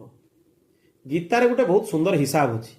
এই ହିସାବଟାକୁ ଯିଏ ଜାଣିଯିବ, ମୋତେ ମହାପୁରୁଷ ଜଣେ ମହାପୁରୁଷ ଥରେ এই କଥା କହିଥିଲେ, ପଣିକିଆ ହିସାବଟା ଗୀତାରେ ଅଛି। ଆପଣ ଦେଖିବେ ଯୋଉଟା ତାର ସେଇ ଅଧ୍ୟାୟର ମଲ୍ଟିପୁଲରେ ଯୋଉ ଯୋଉ ଶ୍ଲୋକ ପଡିବ ସେଗୁଡାରେ ଭଗବାନ ଟିକେ ଅଧିକ ଇମ୍ପୋର୍ଟାଣ୍ଟ କଥା ଗୁଡାକ କହିଛନ୍ତି। 15 ନମ୍ବର ଅଧ୍ୟାୟର 15 ନମ୍ବର ଶ୍ଲୋକ, 10ମ ଅଧ୍ୟାୟର 10 ନମ୍ବର ଶ୍ଲୋକ, 20 ନମ୍ବର ଶ୍ଲୋକ, 30 ନମ୍ବର ଶ୍ଲୋକ, 10ର ମଲ୍ଟିପୁଲରେ ଯିବ। ତା ଭିତରେ ବି ରହସ୍ୟ ଅଛି। ପୁଣି ପୁଣି ରାମାୟଣରେ ବି ଏ କଥା କୁହାଗଲା, ବେଦ ବେଦ୍ये ପରେ ପୁଂସି ଜାତେ ଦଶରଥାତ୍ମଜେ। ବେଦ ବେଦ୍ୟ ଭଗବାନ ନିଜେ ଦଶରଥ ନନ୍ଦନ ରଘୁକୁଳ ନନ୍ଦନ ହିସାବରେ ପ୍ରକଟ ହେଲେ। ସମ୍ପୂର୍ଣ୍ଣ ବେଦ ମାନଙ୍କର ପ୍ରାପ୍ୟ ହେଉଛନ୍ତି ଭଗବାନ ଶ୍ରୀରାମ। ତତ୍ଵ ହେଲେ ସିଏ ସର୍ବସାକ୍ଷୀ, ସମସ୍ତଙ୍କୁ ପ୍ରକାଶିତ କରନ୍ତି। ସାକ୍ଷୀ ମାନେ କ'ଣ? ପ୍ରକାଶିତ କରିବା ମାନେ ଅନ୍ୟମାନଙ୍କର ଆଲୋକ ନିଜର ନାହିଁ, ଆଙ୍କର ଆଲୋକୀର ସମସ୍ତେ ଆଲୋକିତ। ଗୀତାରେ ଭଗବାନ କହିଛନ୍ତି ସେଇ 15 নম্বର ଅଧ୍ୟାୟରେ 12 নম্বର ଶ୍ଲୋକ କ'ଣ କହିଲେ? ଯଦାଦିତ୍ୟ ଗତମ୍ ତେଜୋ ଜଗତ୍ ଭାସୟତେ ଖିଲମ୍ ଯଚ୍ଚନ୍ଦ୍ରମସି ଯଚ୍ଚାଗ୍ନୌ ତତ୍ତେଜ ବିଦ୍ଧି ମାମକମ୍। ଭଗବାନ ସୂର୍ଯ୍ୟଙ୍କର ତେଜ ତାଙ୍କ ନିଜର ତେଜ ନୁହେଁ, ଭଗବାନଙ୍କର ତେଜରେ ସେ ତେଜିଆନ ହୁଅନ୍ତି, ପ୍ରକାଶିତ ହୁଅନ୍ତି। ଚନ୍ଦ୍ରଙ୍କର ତେଜ ଇଏ ବି ଭଗବାନଙ୍କର ତେଜ, ଅଗ୍ନିଙ୍କର ତେଜ ଇଏ ବି ଭଗବାନଙ୍କର ତେଜ। ତେଣୁ ଭଗବାନଙ୍କ ତେଜରୁ ସମସ୍ତେ ତେଜ ଗ୍ରହଣ କରୁଛନ୍ତି। ତେଣୁ ଭଗବାନଙ୍କୁ ସର୍ବସାକ୍ଷୀ କୁହାଯାଏ। ସର୍ବ ଉପାସ୍ୟ, ସମସ୍ତଙ୍କର ଉପାସ୍ୟ ହେଉଛନ୍ତି ଭଗବାନ। ଆଙ୍କୁ ଉପାସନା ନ କଲେ ପ୍ରେୟ ଆଉ ଶ୍ରେୟ ଦିଟା ଜିନିଷ ମିଳିବନି। ଗୋଟେ ପ୍ରେୟ ମାନେ ସାଂସାରିକ ବସ୍ତୁ, ଆଉ ଶ୍ରେୟ ଅର୍ଥାତ୍ ଭଗବତ ପ୍ରାପ୍ତି ମୋକ୍ଷ, ଏ ଦିଟା ଯାକ ଜିନିଷ ପାଇଁ ତାଙ୍କର ଉପାସନା ଦରକାର। ତରହି ନ ବିନୁ ସେ ୟେ ମମ ସ୍ୱାମୀ ରାମ ନମାମି ନମାମି ନମାମି। ରାମଚରିତ ମାନସ ଉତ୍ତରକାଣ୍ଡ 123 নম্বর ଦୋହା 7 নম্বর ଚୌପାଇ। ଗୋସ୍ୱାମୀଜୀ କହିଲେ ଯେ ୟାଙ୍କର ବିନା କୃପାରେ ଏ ଭବ ସିନ୍ଧୁରୁ ତରିବା ଅସମ୍ଭବ। ପୁଣି ୟାଙ୍କର ସ୍ୱରୂପ ଆଉ କ'ଣ? ବ୍ରହ୍ମ ବିଷ୍ଣୁ ମହେଶାନମ୍ କାରଣମ୍ ସର୍ବବ୍ୟାପକଃ ମୂଲମ୍ ତୁଇହ ଅବତାରାଣାମ୍ ଧର୍ମ ସଂସ୍ଥାପକଃ ପର। ପରମ ବ୍ରହ୍ମ ରାମଚନ୍ଦ୍ର ବ୍ରହ୍ମା ବିଷ୍ଣୁ ଆଉ ମହେଶ୍ୱରଙ୍କର କାରଣ। ସବୁଠୁ ବଡ଼ କଥା ଏଇଠି ଶୁଣନ୍ତୁ। ଗୋସ୍ୱାମୀଜୀ ତାଙ୍କର ଇଏରେ ବି ଲେଖିଛନ୍ତି ବିନୟ ପତ୍ରିକାରେ, ହରି ହିଁ ହରିତା ବିଧି ହିଁ ବିଧିତା ଶିବ ହିଁ ଶିବତା ଯୋଦୟୀ। ଭଗବାନ କାହାକୁ କ'ଣ ଦେଲେ? ହରି ହିଁ ହରିତା, ହରିଙ୍କୁ ହରିତା ପ୍ରଦାନ କଲେ ଭଗବାନ ରାମଚନ୍ଦ୍ର। ବିଧି ହିଁ ବିଧିତା, ବିଧି ମାନେ ବ୍ରହ୍ମା, ବ୍ରହ୍ମାଙ୍କୁ ବ୍ରହ୍ମାଙ୍କର ଯୋଉ ଗୁଣ ଐଶ୍ୱର୍ଯ୍ୟ ଭଗବାନ ରାମଚନ୍ଦ୍ର ଦେଇଛନ୍ତି। ଶିବ ହିଁ ଶିବତା ଯୋଦୟୀ, ଭଗବାନ ଶିବଙ୍କୁ ଶିବଙ୍କର ଯୋଉ ଐଶ୍ୱର୍ଯ୍ୟ ତାକୁ ଭଗବାନ ପ୍ରଦାନ କରିଛନ୍ତି। ତେଣୁ ବ୍ରହ୍ମା ବିଷ୍ଣୁ ମହେଶ୍ୱରଙ୍କର କାରଣ ବି ହେଉଛନ୍ତି ଭଗବାନ ଶ୍ରୀରାମଚନ୍ଦ୍ର। ତାଙ୍କୁ ମହାବିଷ୍ଣୁ ବୋଲି କୁହାଯାଏ। ସେଥିପାଇଁ ବିଷ୍ଣୁ ଆଉ ମହାବିଷ୍ଣୁ ଭିତରେ ତଫାତ ନାହିଁ ତତ୍ତ୍ୱତଃ, ତଥାପି ତାଙ୍କୁ ସେଥିପାଇଁ ଶାସ୍ତ୍ରମାନେ ମହାବିଷ୍ଣୁ ବୋଲି ଖ୍ୟାପିତ କରିଛନ୍ତି। ସର୍ବବ୍ୟାପକ ମଧ୍ୟ ସିଏ ଅଟନ୍ତି। ସବୁ ଅବତାର ମାନଙ୍କର ମୂଳ ବି ହେଉଛନ୍ତି ଭଗବାନ। ଧର୍ମ ସଂସ୍ଥାପକ ବି ହେଲେ ଭଗବାନ। ଭଗବାନଙ୍କ ଛଡ଼ା ଧର୍ମର ସ୍ଥାପନା ବି କେହି କରିପାରିବେନି। ଆଉ ପରିପୂର୍ଣ୍ଣ ପରମ ବ୍ରହ୍ମ। ଗୋସ୍ୱାମୀଜୀ ପୁଣି କହିଲେ ଉପଜହିଁ ଯାସୁ ଅଂଶତେ ନାନା ଶମ୍ଭୁ ବିରଞ୍ଚି ବିଷ୍ଣୁ ଭଗବାନ। ଶ୍ରୀରାମ ଜୟ ରାମ ଜୟ ଜୟ ରାମ, ଶ୍ରୀରାମ ଜୟ ରାମ ଜୟ ଜୟ ରାମ। ଯାହାଙ୍କର ଅଂଶରୁ ଶମ୍ଭୁ ମାନେ ଭଗବାନ ଶିବ, ବିରଞ୍ଚି ମାନେ ବ୍ରହ୍ମା, ଆଉ ବିଷ୍ଣୁ ଭଗବାନ ତାଙ୍କର ଅଂଶରୁ ଏମାନେ ଜାତ ହୋଇଛନ୍ତି। ଖାଲି ସେତିକି ନୁହେଁ, ଶିବ ସଂହିତାରେ ବି ସେ କଥାକୁ କୁହାଗଲା। ଅବତାରସ୍ତୁ ବହବହ କଲା ଅଂଶ ବିଭୂତୟ ରାମୋ ଧନୁର୍ଧର ସାକ୍ଷାତ ସର୍ବେଶ ଭଗବାନ ସ୍ୱୟଂ। ଶିବ ସଂହିତାରେ କୁହାଗଲା ସମସ୍ତ ଅବତାର ମାନେ ହେଲେ ଭଗବାନ ରାମଚନ୍ଦ୍ରଙ୍କର ଅଂଶ ଆଉ କଳା। ଅଂଶାବତାର ଆଉ କଳା ଅବତାର, କିଛି ଅଂଶ ନେଇକି ଆସିଛନ୍ତି ବା କିଛି କଳା ନେଇକି ଆସିଛନ୍ତି, କିନ୍ତୁ ସର୍ବବିଦ୍ୟମାନ ଭଗବାନ ଶ୍ରୀରାମଚନ୍ଦ୍ର ହେଲେ ସମସ୍ତଙ୍କର ଅବତାରୀ। ଭାଗବତର ଗୋଟେ ଜାଗାରେ ଅଛି ନା, ଏତେ ଚାଂଶ କଲା ପୁଂସ କୃଷ୍ଣସ୍ତୁ ଭଗବାନ ସ୍ୱୟଂ। ତାକୁ ଦେଖିକି ଲୋକ ବହୁତ ଭ୍ରମ ଅର୍ଥ କରନ୍ତି ଯେ କୃଷ୍ଣ ହଉଛନ୍ତି କେବଳ ମାନେ ଅବତାରୀ ଆଉ ଏମାନେ ହଉଛନ୍ତି ଅବତାର। ଏ କଥା କୁହାହେଇନି ସେଠି। ତାର ଉଦ୍ଦେଶ୍ୟ ହେଉଛି ତା ପୂର୍ବରୁ ଗୋଟେ ଶ୍ଲୋକ ଅଛି, ମନୁପୁତ୍ର ଆଦି ଯେତେ ସବୁ ଅଛନ୍ତି ଇଏ ଭଗବାନଙ୍କର ଅଂଶ ଆଉ କଳା, କିନ୍ତୁ ଭଗବାନ ଶ୍ରୀକୃଷ୍ଣ ପରିପୂର୍ଣ୍ଣ ପରମ ବ୍ରହ୍ମ। ଅନ୍ୟ ଅବତାର ସହିତ ତାଙ୍କୁ ତୁଳନା କରାହେଇନି। ହଁ, ଶ୍ରୀରାମଙ୍କର ବି ଗୋଟେ ସେଇ ଅନୁରୂପ ଶ୍ଲୋକ ଅଛି। ତେଣୁ ସିଏ ବି ପରିପୂର୍ଣ୍ଣ ପରମ ବ୍ରହ୍ମ। କୋଉଠି ଅଛି? महारामायण रे भी अच्छी दुईटा जगार अच्छी सुदर्शन संहितार भी अच्छी समान श्लोक दुईटा जगार अच्छी महारामायण ग्रंथ रे भी आउ सुदर्शन संहितार भी एते चांस कला सर्वे रामो ब्रह्म सनातन सब अंश आउ कला भगवान रामचंद्र हेले परिपूर्ण परम ब्रह्म खाली सेतिकी नुहे भरद्वाज संगीतारे भी से कथा कुहाइछि कोन कुहाइछि अवतारः बहवः सन्ति कलाश्चांस विभूतयः राम एव परम ब्रह्म सच्चिदानंदमव्ययम् समस्ते अंश कला विभूति भेदरे बहुत अवतार होइचंती किंतु अवतारी अव्यय सच्चिदानंद श्री रामचंद्र ही होचंती परम ब्रह्म अनेक शास्त्रीय प्रमाण ता उपरे प्राप्त हुए आउ कोन कहा जाए तांकर स्वरूप आउ कोन द्विभुजश्चापि भृच्चैव भक्ताभीष्ट प्रपूरकः वैदेही वल्लभो नित्यं कैशोरे वयसि स्थित एवं भूतश्च ज्ञातव्य रामो राजीवलोचनः भगवान रामचंद्रंकर स्वरूप कौन द्विभुजधारी धनुर्धर श्री रामचंद्र भक्तंकर अभिष्ट को पूरण करती इच्छा पूरण करती विदेहराज तनयांकर सी प्रिय माने वैदेही अर्थात जानकींकर प्रिय आउ नित्य किशोर अवस्था थांती भगवान रामचंद्र को बयस केते जानछन सब बेले 19 वर्ष 16 वर्ष होगा आउ टिके कम 16 भी नुहे 16 रु आउ टिके कम से सबदिन सेमती किशोर थांती तांकर बयस रे वृद्धि हुएनी तांकर पिला माने बड़ हो जाती वृद्ध हो जाती किंतु भगवान श्री कृष्ण यदुवंशी माने वृद्ध हो गले बड़ हो गले सब हो गले तांको पुओ नाती तांको नाती 56 कोटी यदुवंशी हो गले किंतु भगवान जो अवस्था को सही अवस्था से स्वधाम गमन कला बेलू भी सही 16 बयस भाया देखा जाउछंती तांको बयस बढ़ेनी नित्य किशोर जेमती आपण विग्रह रे देखुछंती नित्य किशोर प्रकृत रे भगवान नित्य किशोर किशोर अवस्थार तांको बयस बढ़ेनी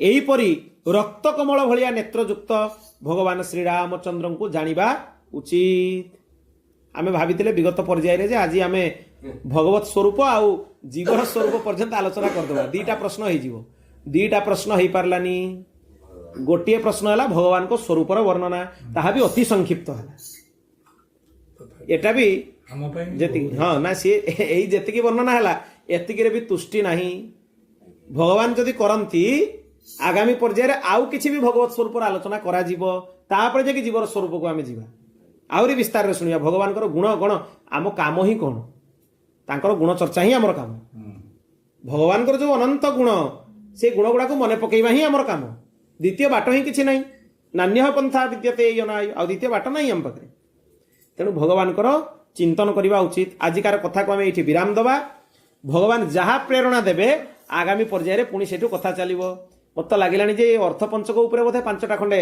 अध्याय माने 5टा खंडे पर्याय चली जीवो तापर पुणी तत्वत्रयम रही अन्य पुणी माने आमर प्रस्थानत्रय इत्यादि चर्चा भी रही भगवान जमी प्रेरणा देवे जहाँ तांकर कृपा हबो से अनुसार चर्चा हबो बोल भक्त वत्सल भगवान की हरि शरणम हरि शरणम हरि शरणम हरि शरणम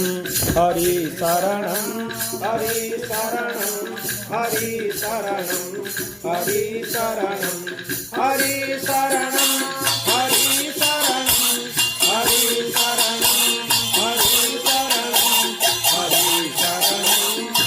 शरणम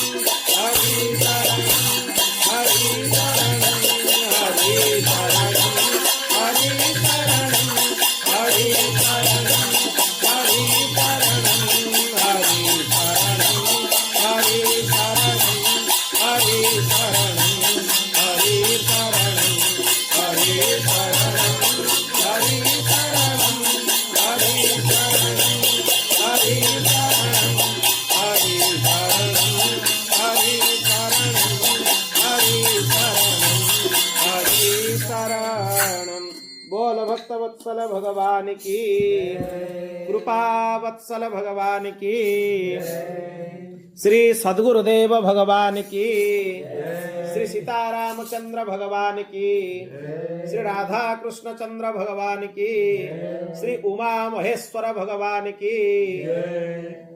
श्री जगतगुरु आद्य रामानंदाचार्य भगवान की, श्री अग्रदेवाचार्य जी महाराज की, श्री मलुकदास जी महाराज की, श्री पहाड़ी बाबा जी महाराज की, श्री भक्तमाली जी महाराज की, श्री सद्गुरुदेव भगवान की। जय जय श्री राधे, जय जय श्री सीताराम। हर हर महादेव।